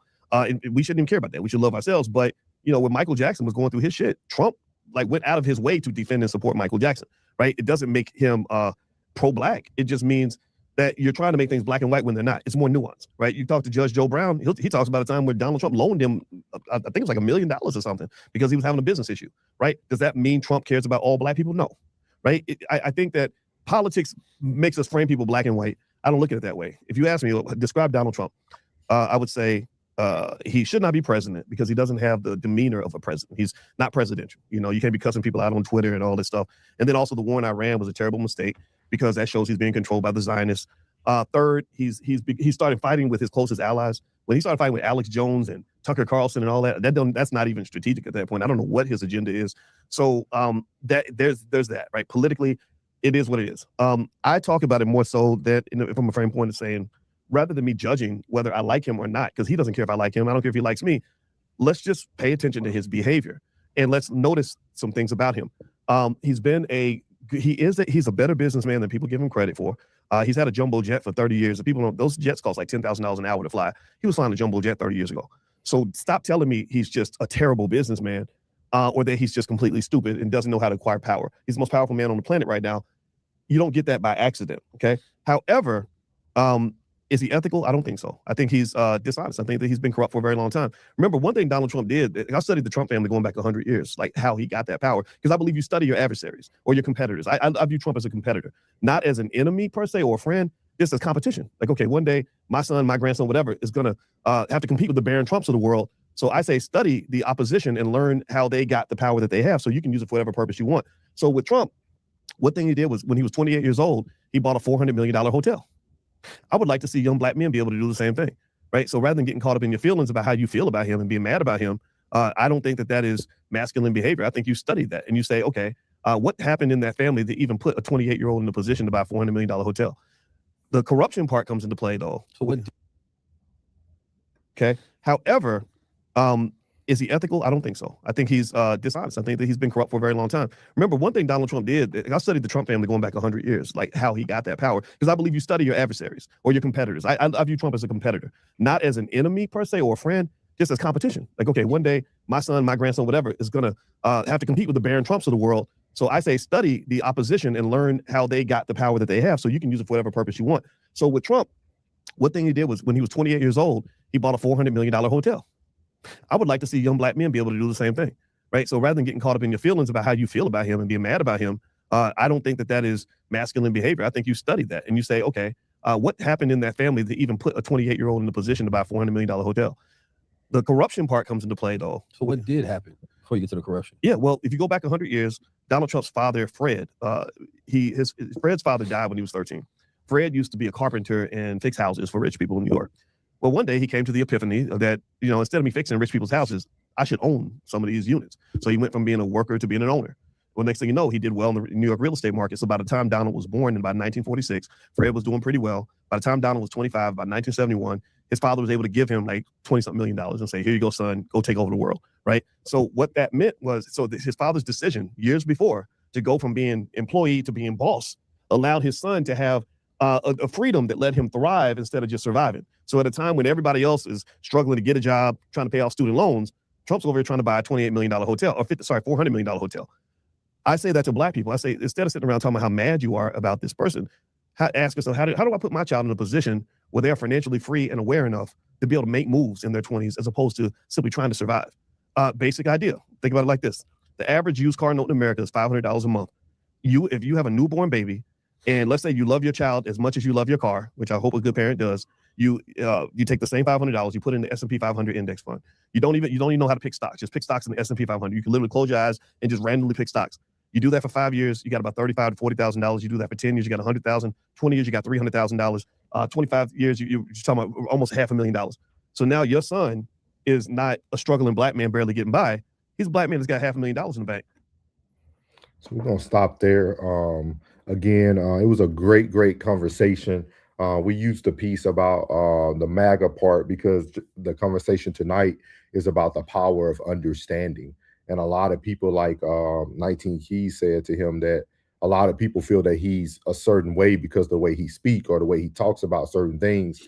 And I think the power of understanding people or having a conversation, I think that's one thing that 19 Keys, and I could be wrong here, but I would say this. I think a lot of times once you build wealth, you're able to have conversations that most people can't have because those people start being in rooms with you. I'm not saying money is everything, but are your experiences too.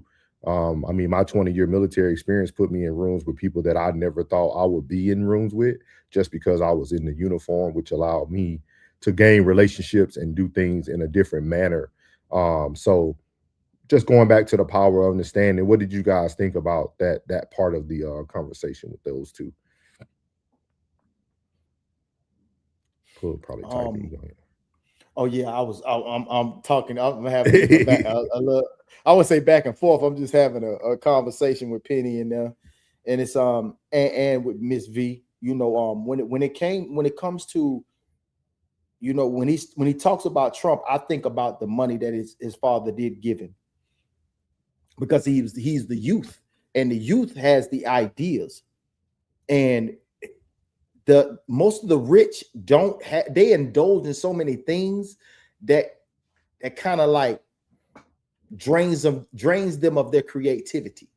So what you do is you put that money in the hand of the youth that has the innovation, the creativity, and the ideas. You put the money in their hands and they'll think bigger than what you ever could, because there's a ceiling when you get a little older and you start thinking about the stability of your family.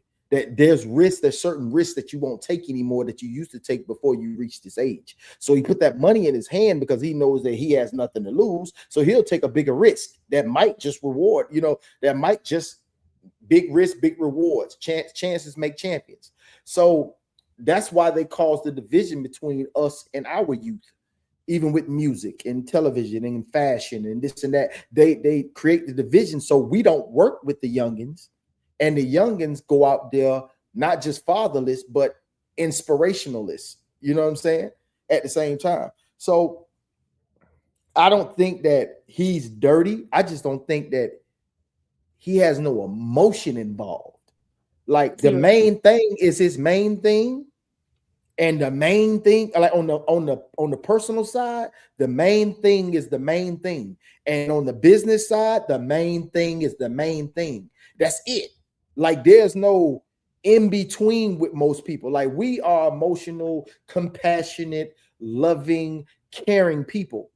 The people on that side, we can't fathom the things that they do or would do because they don't give a, like we say, man, I don't give a, you know what kind of mindset you got to put yourself in, just being a person of color, a person of compassion, to say, I don't give a, like when you say that, somebody had to completely and utterly piss you off to get there. But when you can do that without any emotion involved, and you can keep the main thing, and the main thing, man, it's dangerous, but it's also a lonely road. It's a lonely road, but it's also dangerous to where you can go and how much you can achieve. You know what I mean? Like I understand both sides of the coin. And that's just exactly where he is. Like the things that he say, he doesn't give a at all. Like you say that, somebody might say, man, I don't give a, yeah, you do. Yeah, you do. Yeah, you do. Because there's a limit to your fuckery. There's no limit to his fuckery. No. Just the fact that he just went and took the name of a black war hero off of a ship to put his own name on it. After he done said that the ones that were POWs, he done said so much crazy stuff about the actual service members. Like, man, he doesn't care. You expect him to care in a realm of people who don't care. They don't care about that. The lawyer that's coming down to do this man's motion didn't even care about this case. Didn't even know whatever cases that was in front of him. That's the only thing he cared about. They are emotionless. It is not that they're callous or they're or don't like or hate it or hatred, full of hatred. No, they don't care. They have no emotion involved in this. It's my family and my business. That's it. What's in the middle? My dang-a-lang. The crack of my ass. That's it. They don't care. Like for real, bro. Like he did no celebration for the first year. He doesn't care. He does not care. He wants a successful business in that. Do you think people look at it so directly because of the power he has?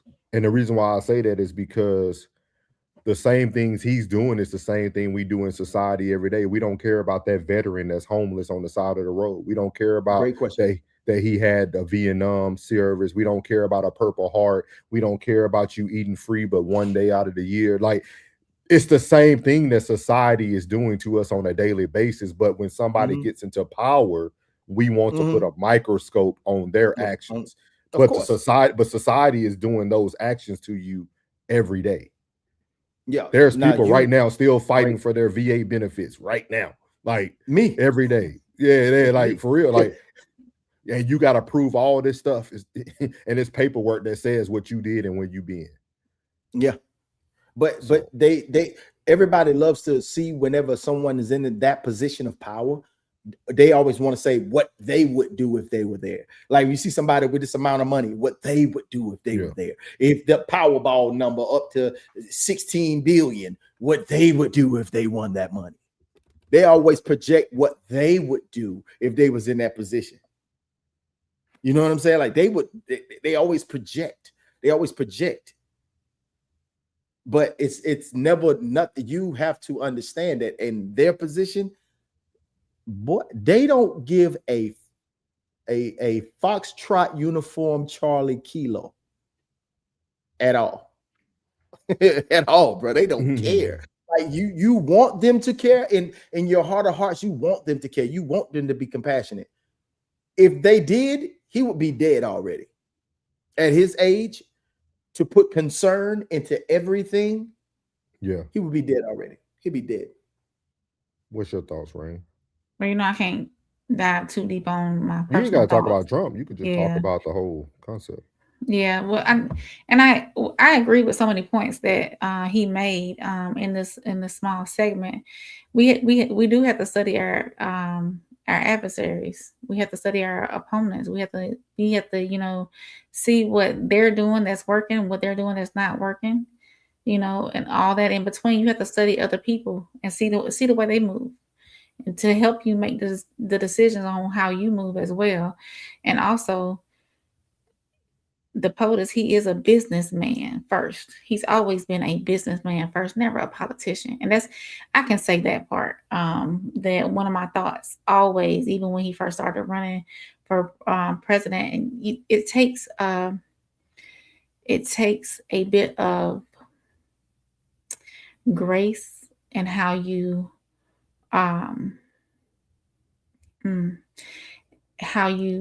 present yourself in order to be a politician with compassion. He's not a politician. He's not a politician. He's never been a politician. No, he's never. And I've said that since this is a business. Hey, please, Yeah. hey, black folks, please, y'all, please understand. Please, listen, I'm gonna tell you this on a regular basis.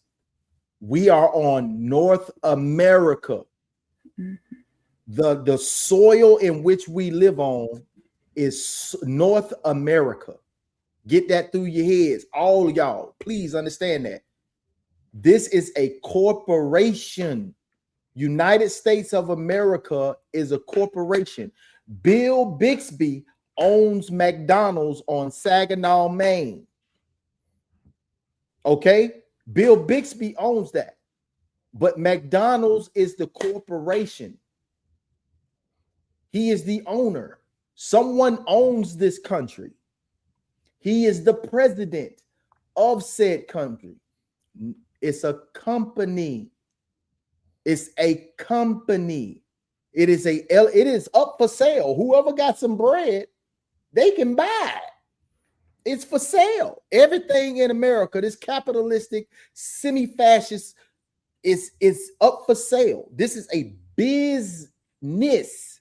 Yeah, but I also think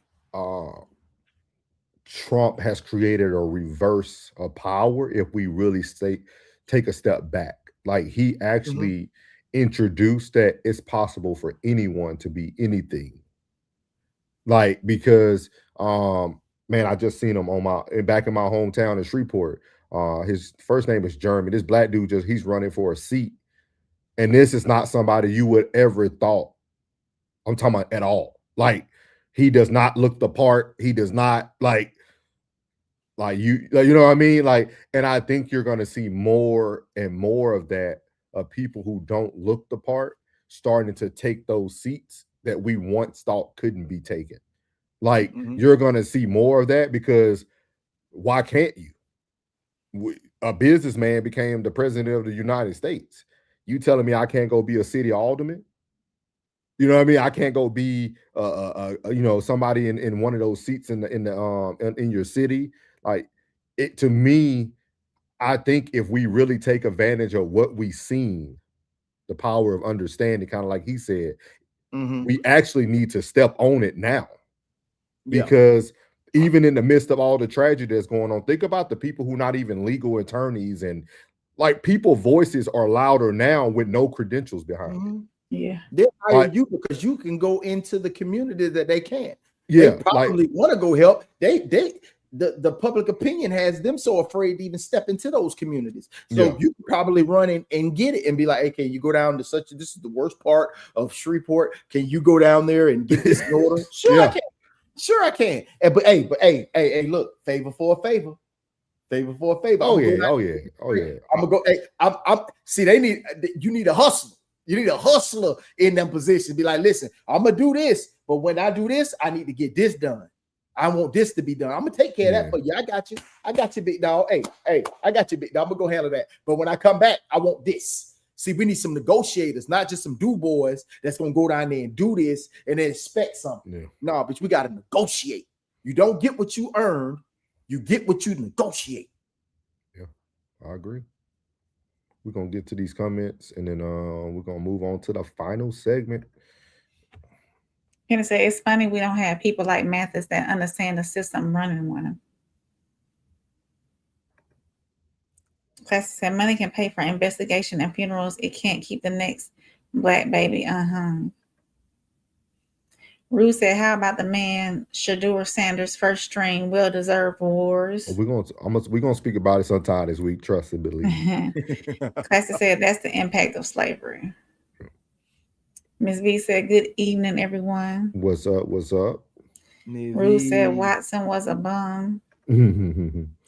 He said, I thought that was Damon Dash with a white goatee. Laugh out loud. Uncle Plus said, Rue, you funny. Penny said, no, Trump just supports the black folks that he can use their influence. Plug said, that's a power structure at Penny. Penny said, facts and free advertisement. For sure. Uncle Plus said, emotions and power are separate. Yep. Penny said, emotions are money and money is power. Ms. V said, with the help of his rich father.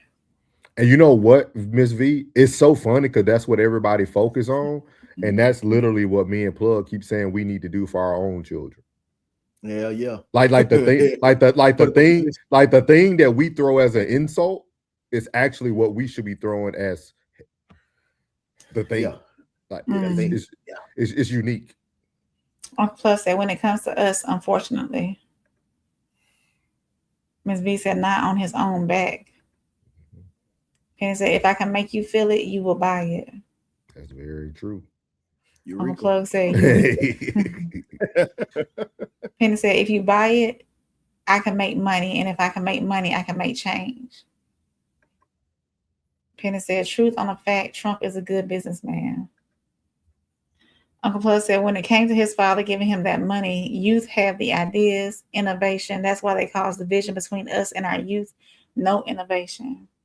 Yeah. Penny said, but he dirty. Uncle Plug said, not just dirty, emotionless. Yeah. Penny said, all old white American foundational money have bodies attached to it. Rockefeller. Better know it. Ms. B said his dad shipped him away and didn't raise him. Penny said, we don't speak about the proper way to exploit debt and credit. Yeah, we're trying to, man. We're trying to. That's what we're trying to do. We're trying to slowly walk into it. Like if we have these conversations and we can't get past the other conversations that are blocking the conversation, like we'll never be able to get to exploiting debt and credit. Like we'll never get to those principles that Plug was talking about, because you do have to have moments of emotionless. Like the success and blessings that I reap is because I'm even keeled. Mm-hmm. But it also comes down, if these say, like he said, when EYL had their biggest episode when it was beef, right? Because I said because of transparency. If they had started showing where they started, like, hey, bro, we started out with $250. Like, that's why a lot of people mess with Honey Drip, because Honey Drip showed you, like, man, I was putting $100 every time I cut hair. I put $100, and I was like, oh, I'm listening to what he did.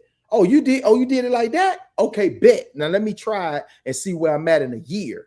You know what I'm saying? Just like that. Let me try from the small. Most people want to see it actually happen. They don't want to hear you talk about that you got the bread. They want to see how you got the bread. Everybody wants a investment for dummies in real life. They don't want to read it. They want to see it. Fast money ain't good money.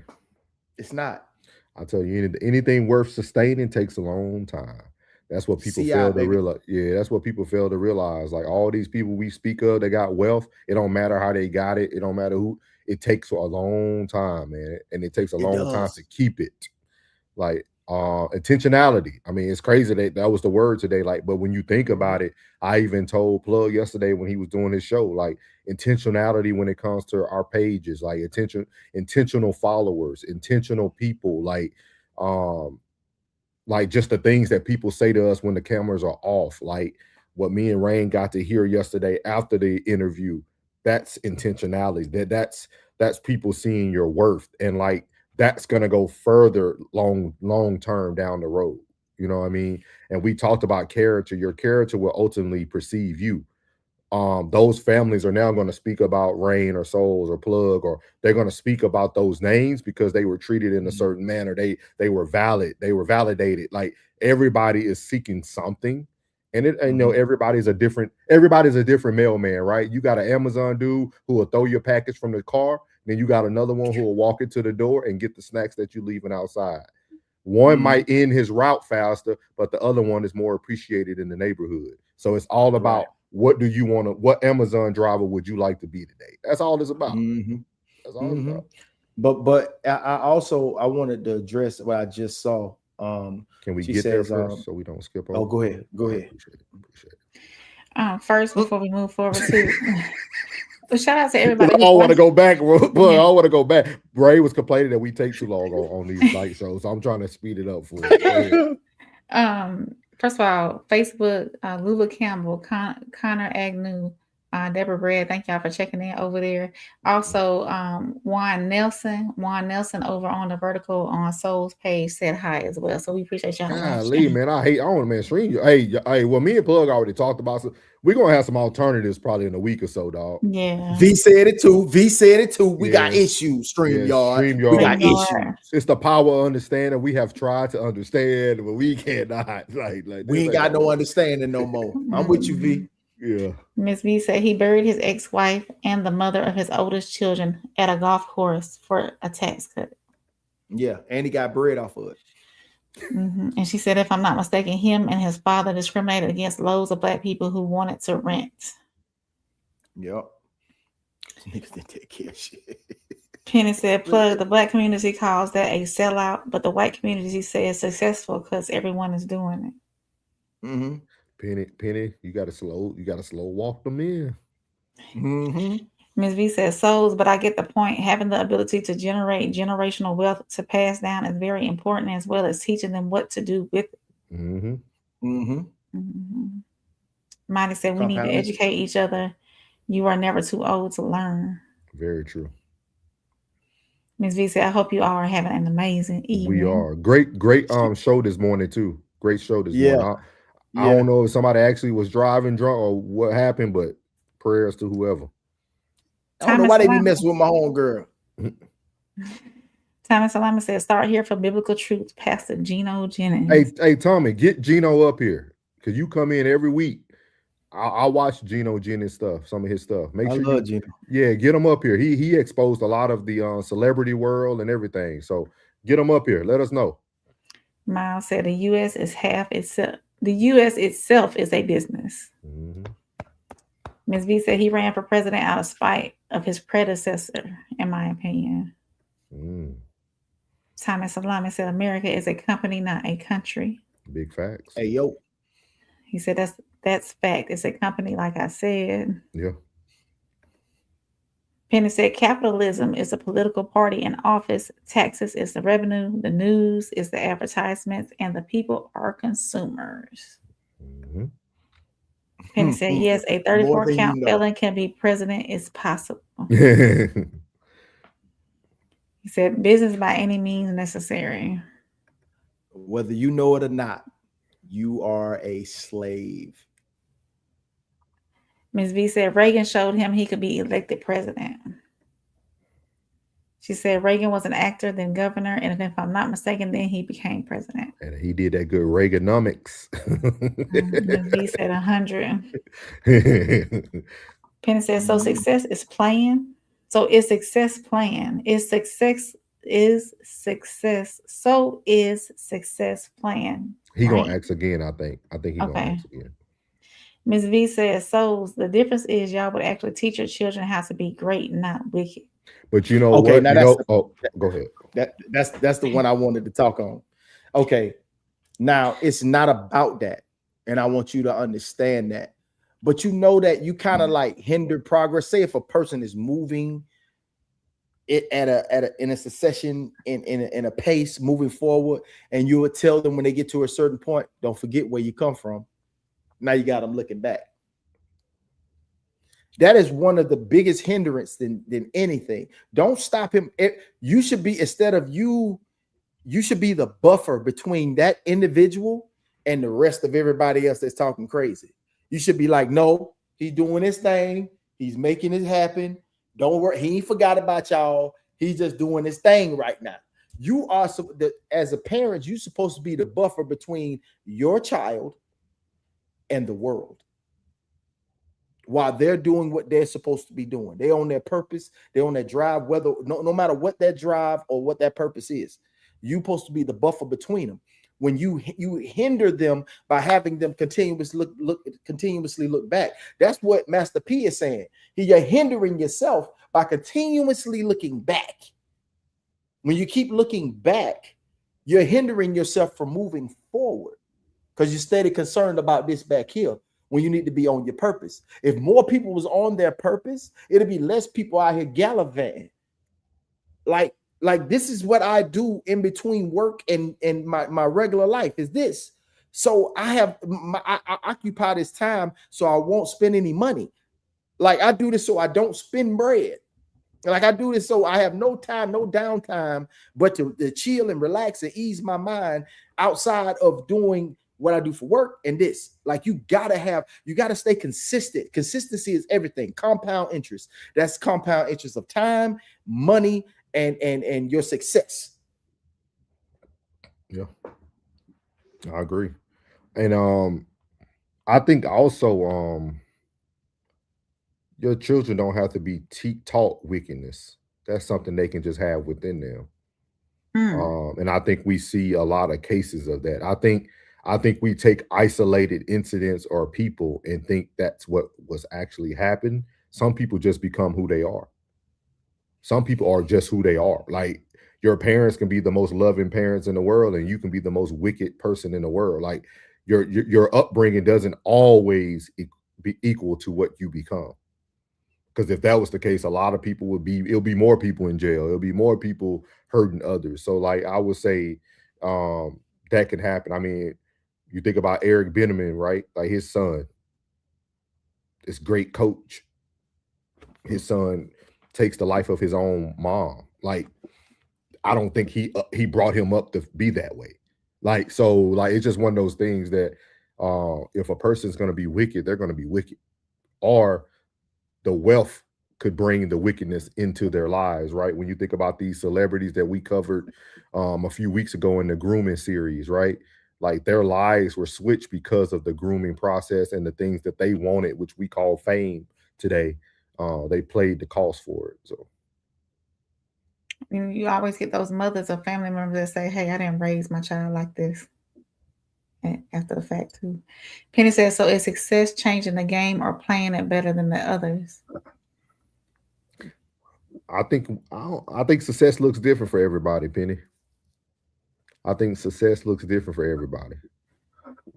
I said something on Plug, but we had a good talk. Plug show was good, y'all. I know y'all getting tired of me referencing, but it was a good conversation because everybody was engaged.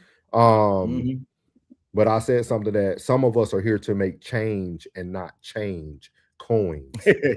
Coin that phrase. Yeah, like to me, my change does not have a monetary value on it. My change is priceless. Like I'm not seeking monetary gain. If I was seeking monetary gain, I know how to easily produce that. Like I know how to easily turn it on right now. I could turn it on and go ham. Like I could, like, for real. So Pan says souls even kill and discipline is different than ruthless and callous. But Penny, some people perception might look at even kill and discipline as ruthless and callous.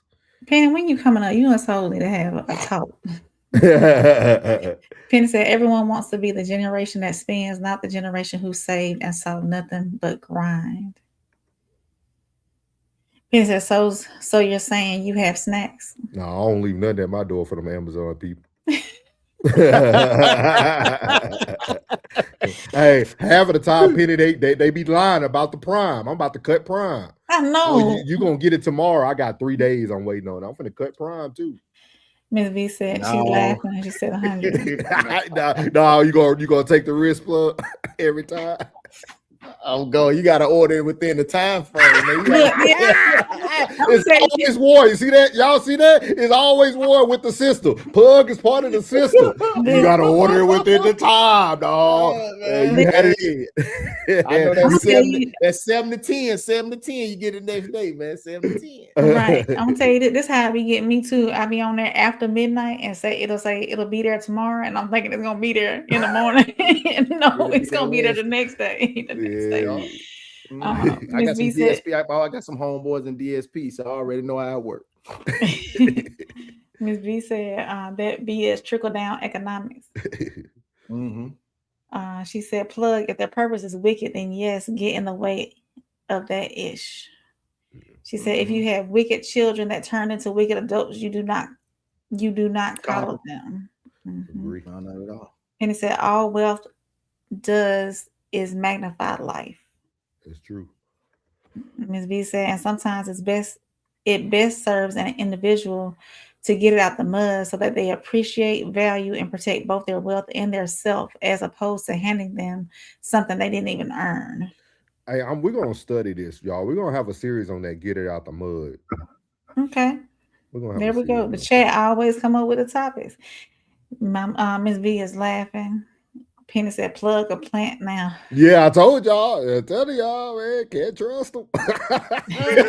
Amazon has leaked this. Mine said my Prime is holding me down. Yeah, look at all y'all part of the system. I'm telling you, you're no good. I know my people, man. I say, bro, when the best time to order? Well, you know, dog, we start loading the trucks up by 4 o'clock, 5 o'clock in the morning. So you know what I mean. You got to get that order in between 7 and 10 if you want to get it next day. Oh, okay, all right. He said, "Why is it in the mud?" Penny, I got a huge thought process wrapped around getting it out the mud, dog. Like, yeah, I'm a mud-made monster. I'm a mud-made Put that on monster. a shirt. I'm a mud-made monster. She tickled. Yeah, Put that on a we're gonna cover it, Penny. Penny, we need you up here for that one when we cover it. We need you up here for that. Mud-made Go ahead, get ready, Penny. Yeah, so we're gonna run into this last segment of the night, better known as Souls Talk.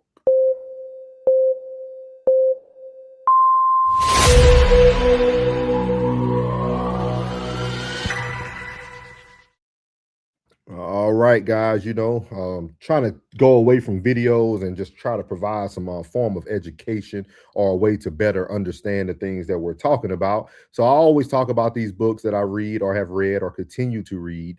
And tonight's Soul Talk is Transparency Illusion. So this comes from Talking to Strangers by Malcolm Gladwell. For those who do not understand where this book comes from, it's actually based on the loss of life of Sandra Bland. I don't know if you guys remember Sandra Bland that lost her life in the custody of police officers. This book was based off of this. This is one of the things we read when I was going through my mental health, some of my school and college. We read this book, and it has some great information in there, and I wanted to provide it to you guys to close out the power of understanding. And in chapter 3 of Talking to Strangers, it talks about the transparency illusion. We think we understand, so we stop trying to. The core idea is that we overestimate how well we understand people and situations. We judge MAGA supporters without understanding them. We judge the justice system without understanding its mechanisms. We judge historical trauma without understanding its weight. The illusion is we think we understand, so we stop trying to actually understand. The quote in chapter 3 that stands out, that goes with the transparent illusion, says, "We think we can read people, but we can't." And it directly goes back to our opening tonight that Rain read. We've been judging the wrong thing. So transparency illusion, he talks about this a lot in the book, going through the Sandra Bland story, is because most of the interaction between Sandra Bland and the officer was all based on that person's preconceived notion of that person. Right? Plug talks about this a lot, even when it comes to law enforcement, right? If you already have a certain preconceived notion of a person, a corporation, an individual, you're going to move in that way. But moving in that way also creates this transparency of illusion, right? We actually put ourselves either at a defense or an offense.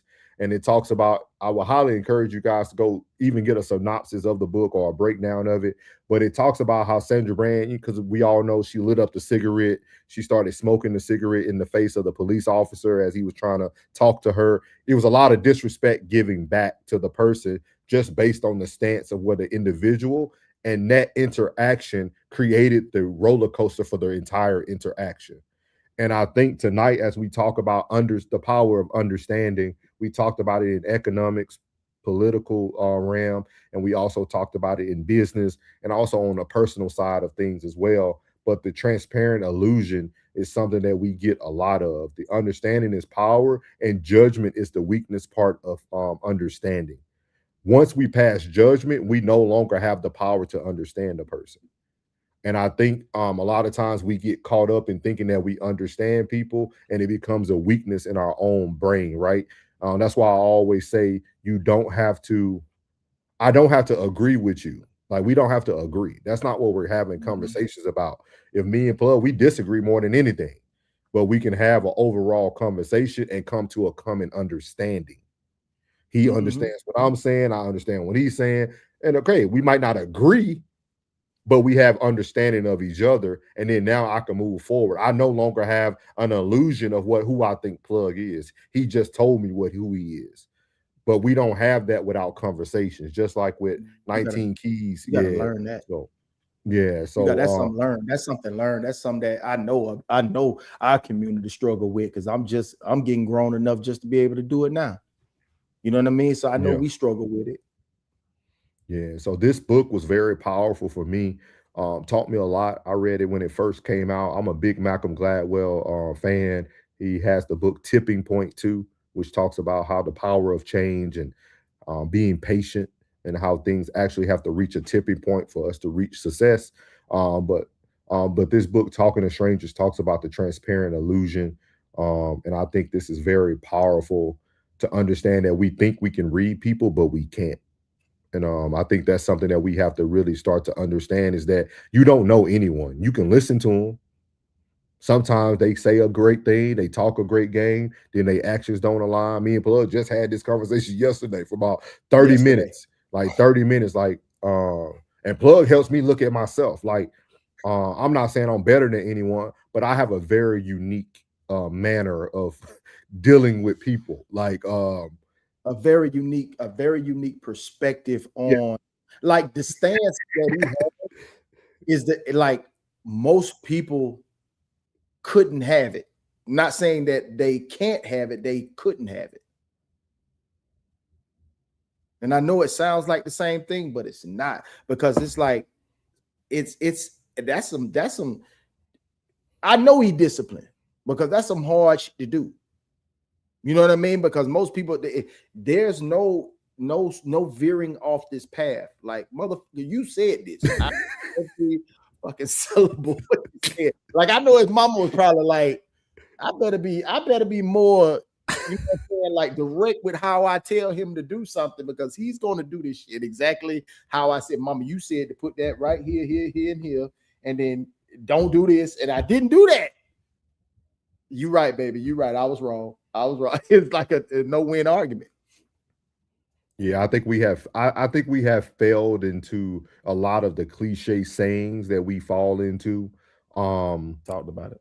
But I'm very big at, once you present something, or once you use words that I'll never do this or I'll never do, well, I'm watching for that.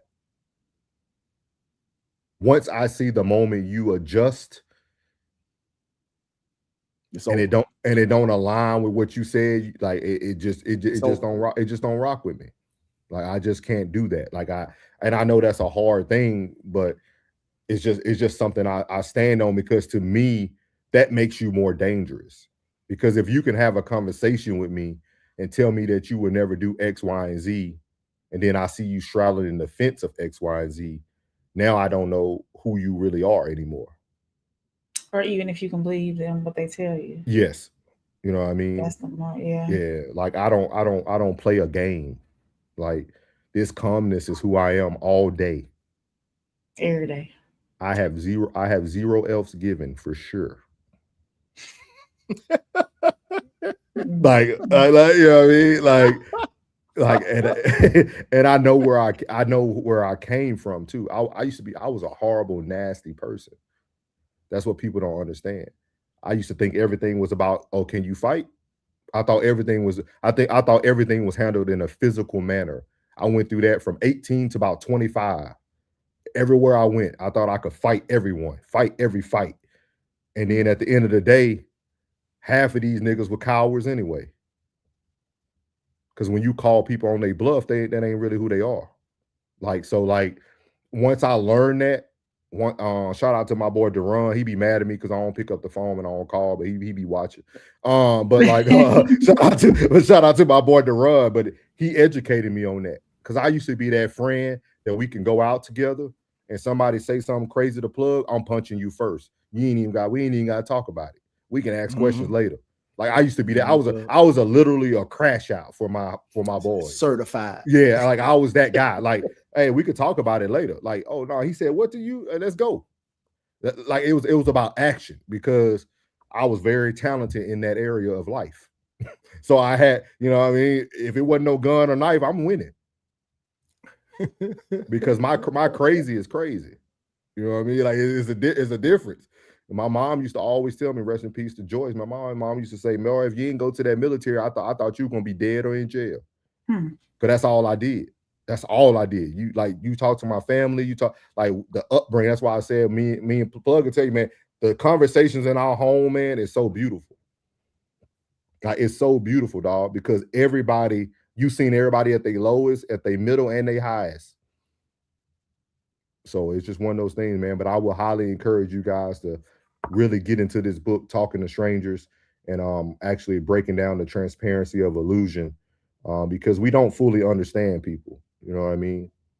My silence is my greatest gift. So. Do you think your silence is misunderstood sometimes? Oh, it is misunderstood. But when I go in on you, I don't do like Michelle Obama. I don't go higher. I go low. The hell. I'm gonna give you a life sentence. I'm gonna point out everything. Plasma. Because you got the elephant brain. You just been keeping notes the whole time. I'll let y'all talk, man. Y'all trying to expose my who I am. Go ahead. No, man. Transparency illusion. The transparency illusion. We think we understand. Love so stupid, man. World can be burning down, and so be like, okay. Oh, everything's perfect. Oh, everything's perfect. Okay. It's just how I envisioned it. Yeah. Burn it down. Yeah, I knew this shit was gonna burn. Yeah. Y'all ain't fireproof your home. I did. I got me. What about you? That's funny. But yeah, great book, guys. Malcolm Gladwell, Talking to Strangers. Great book. Yeah. Might have said facts, plug. Penny, salute. Ms. B said, get it out the mud equals from the M and F and ground up. We're going to talk about it, V. We're going to talk about it. Plug said, facts, V. Plug said, thank you, Marty.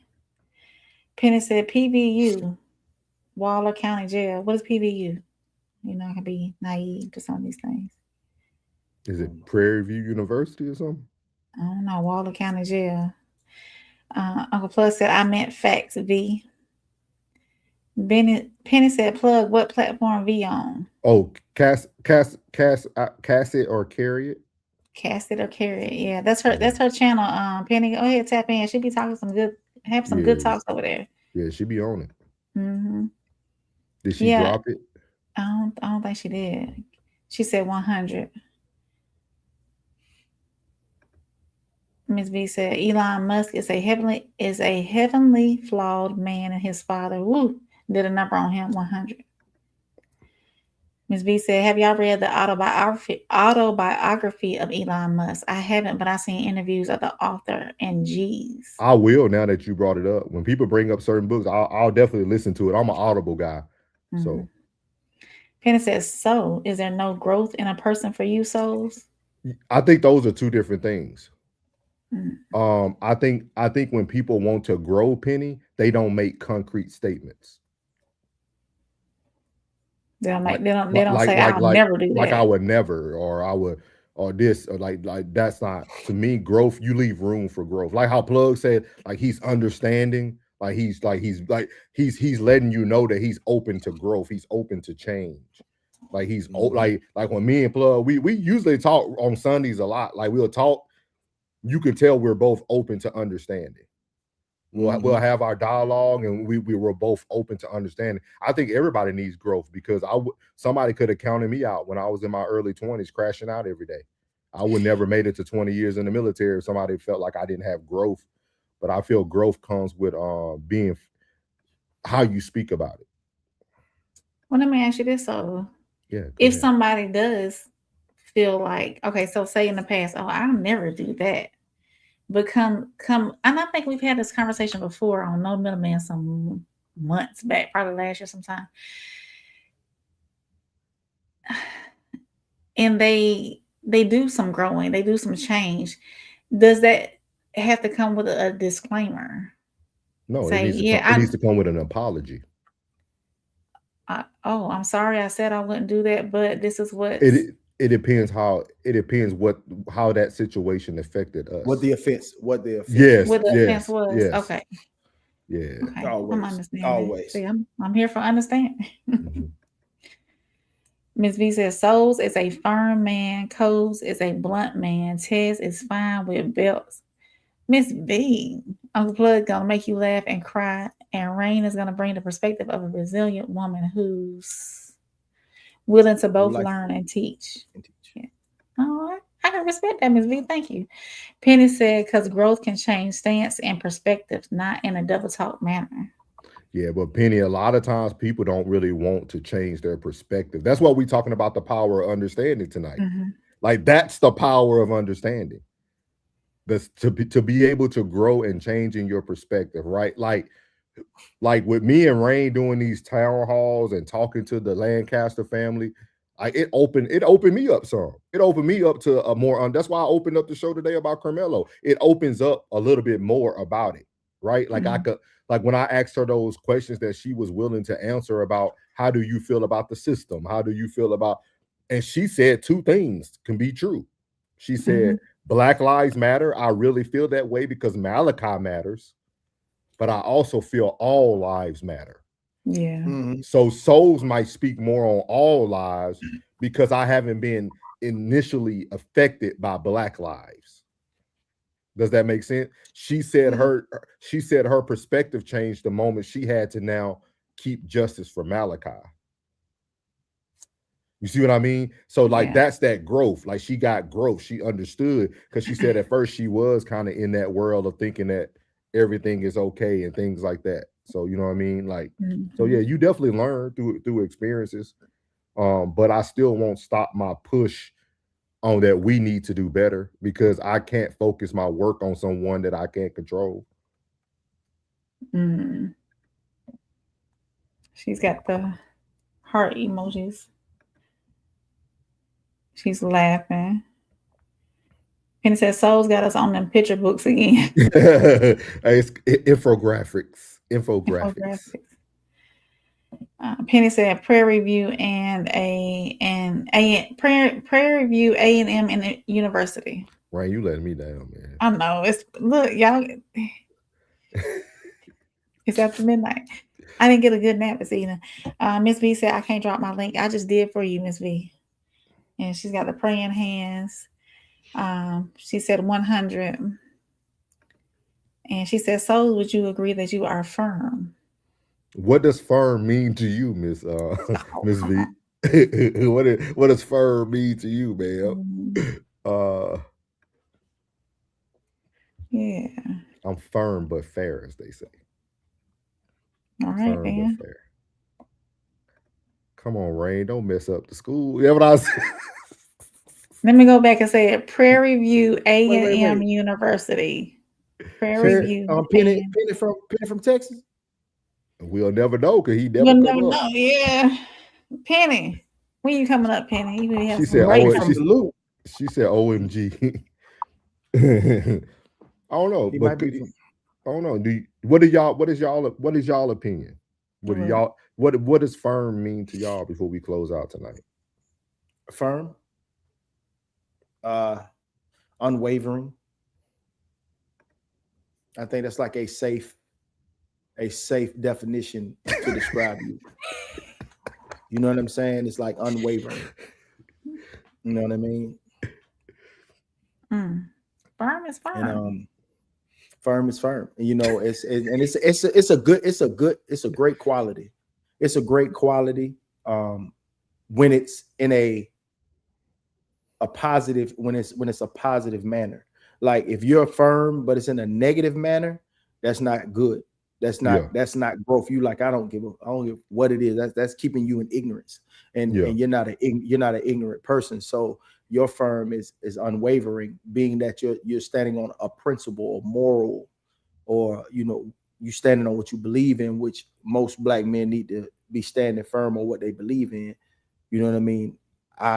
I'm firm on certain things. Most things I have to give grace because some bitches just they don't know yet.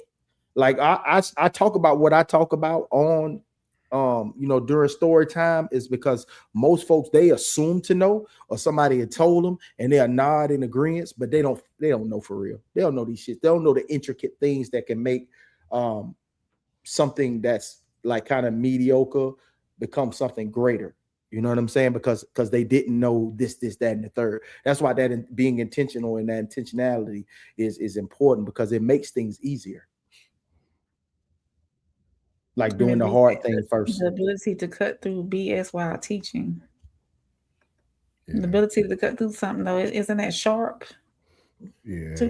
I feel that we're at a point now that we don't have any more time. Like that moment I have with that young 18-year-old black man might be the last time I get to see him. I can't sit there. You see what I mean? See what I mean? Like it's like if we take everything we hear every day about the system, about cops, so I'm gonna take my one opportunity to give you everything you need, to give you everything I can give you, because that might be my last opportunity.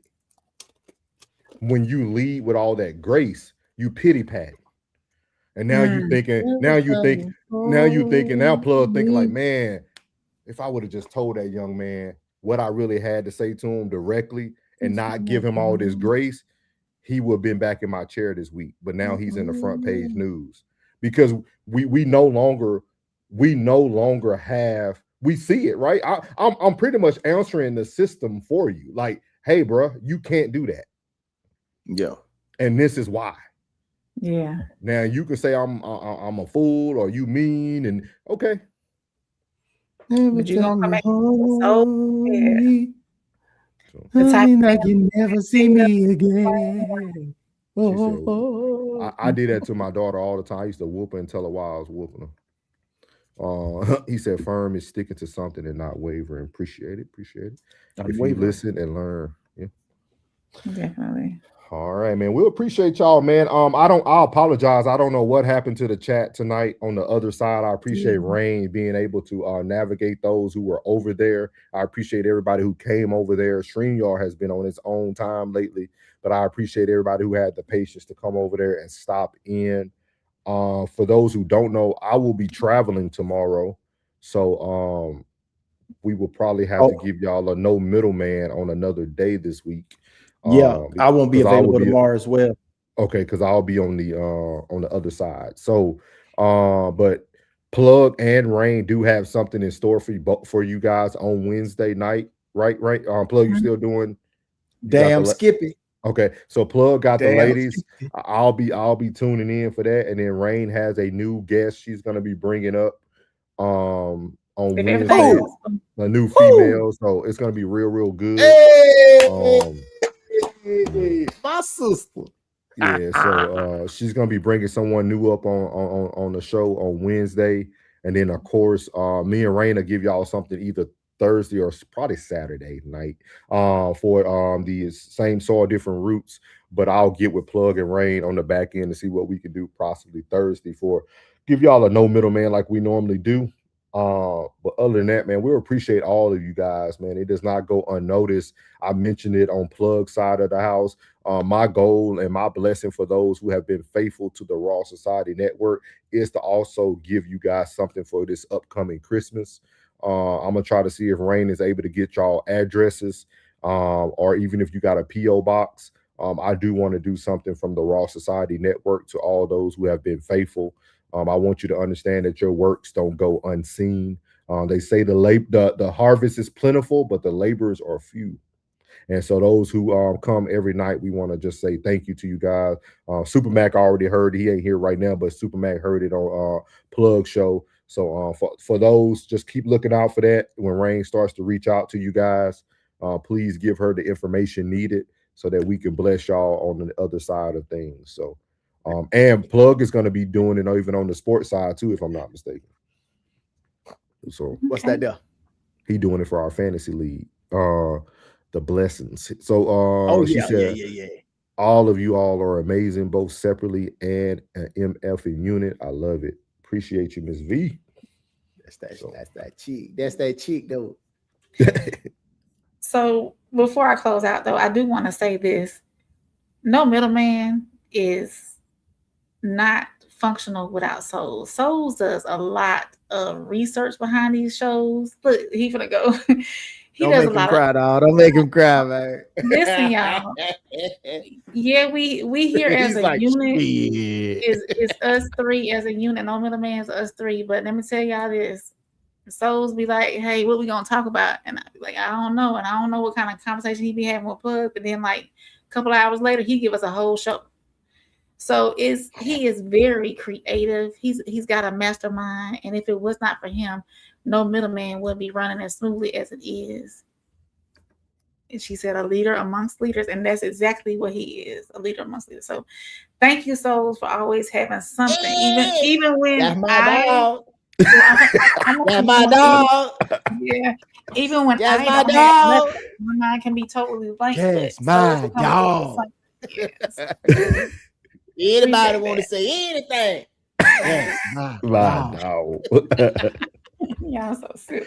Yeah, you gotta give everybody their flowers. You know, we do have a lot of stuff behind the scenes that we work on all the time too, that y'all probably don't see so much.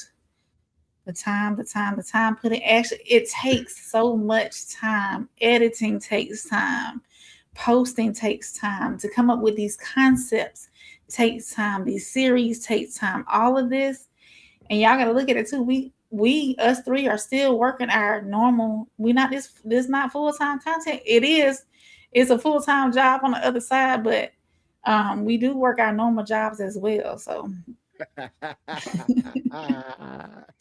yeah, I just wanted to give you those flowers tonight, as I do all the time, you know. Thank you, But Rain. Appreciate it. anytime you don't feel appreciated, just know that you You are. alright. You alright. Yeah, appreciate it. Jen said 24/7, 48-14. Yeah, Hey, no, definitely. man. I appreciate everybody, man. I appreciate Rain does a lot behind the scenes. Plug is just plug. Plug is just plug. Plug is plug. I work a lot, man. I work a lot, man.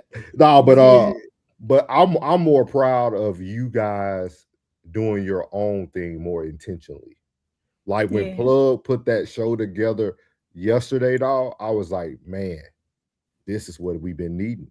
This is it right here. Like, this is it. Like that conversation was like dope. Like, that's what everybody has their strengths. And like, once people are able to see that, like they're gonna see when Rain investigates and all that stuff. Like, once you get into all that stuff, like people will see, like everybody has their gifts, and then we just come together and rock it out, man. I already told everybody, people won't believe what's gonna happen in 2027. I'm telling you right now. I called it in 2026. I'm calling it in 2027. God has a blessing over Raw Society Network, and y'all will be able to be a part of it if you stay along for the ride. So we appreciate everybody. She said, I can't wait for y'all to do another live where y'all actually link up in person again. I'm sure if we do anything next, ma'am, it'll be right here in the good old state of Texas. So I'm thinking like Oklahoma, broken bow. Oh, like okay. winter time with the fireplace going, I can make my s'mores. I've been dying to make my s'mores. My s'mores is gonna happen. I'm just letting y'all know. I want s'mores over an open campfire. I want it. You gotta burn that marshmallow just a little bit. All right, y'all. So you've been judging the wrong thing. You've been judging power instead of understanding it.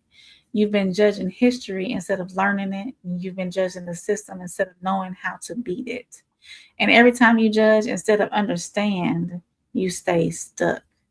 But here's what changes. The moment you stop judging and start understanding, and you become dangerous. Not to anyone else, to the limits people put on you. You duplicate power you see. You learn from the past instead of living in it. You navigate the system instead of being trapped by it. So today, we wrote down 3 stories: political power, historical weight, legal persistence. One pattern connects them all, and one question changes everything. What am I refusing to understand, and what is it costing me? That's the power of understanding.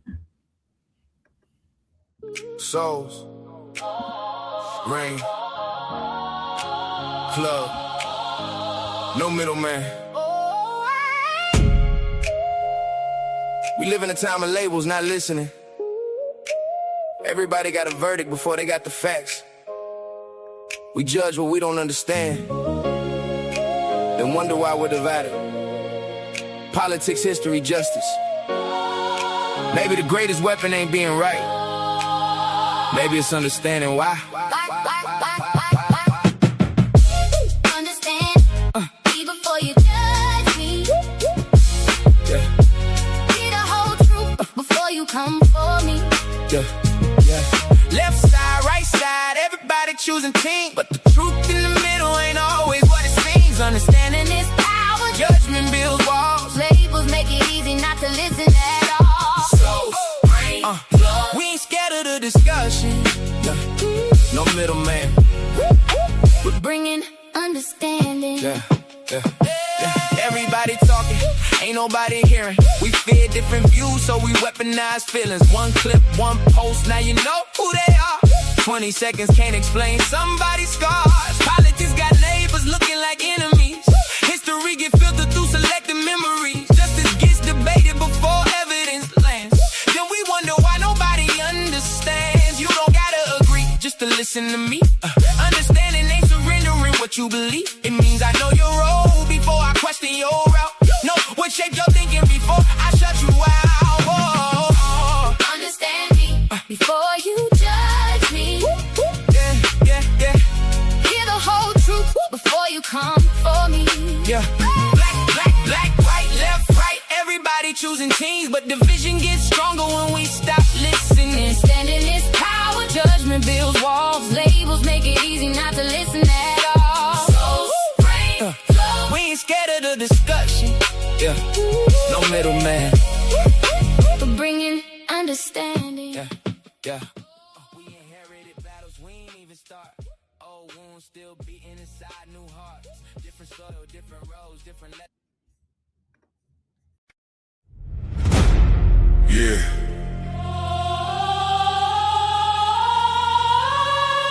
This ain't no handouts. No shortcuts. No middleman. No middleman. No middleman. No middleman. No middleman.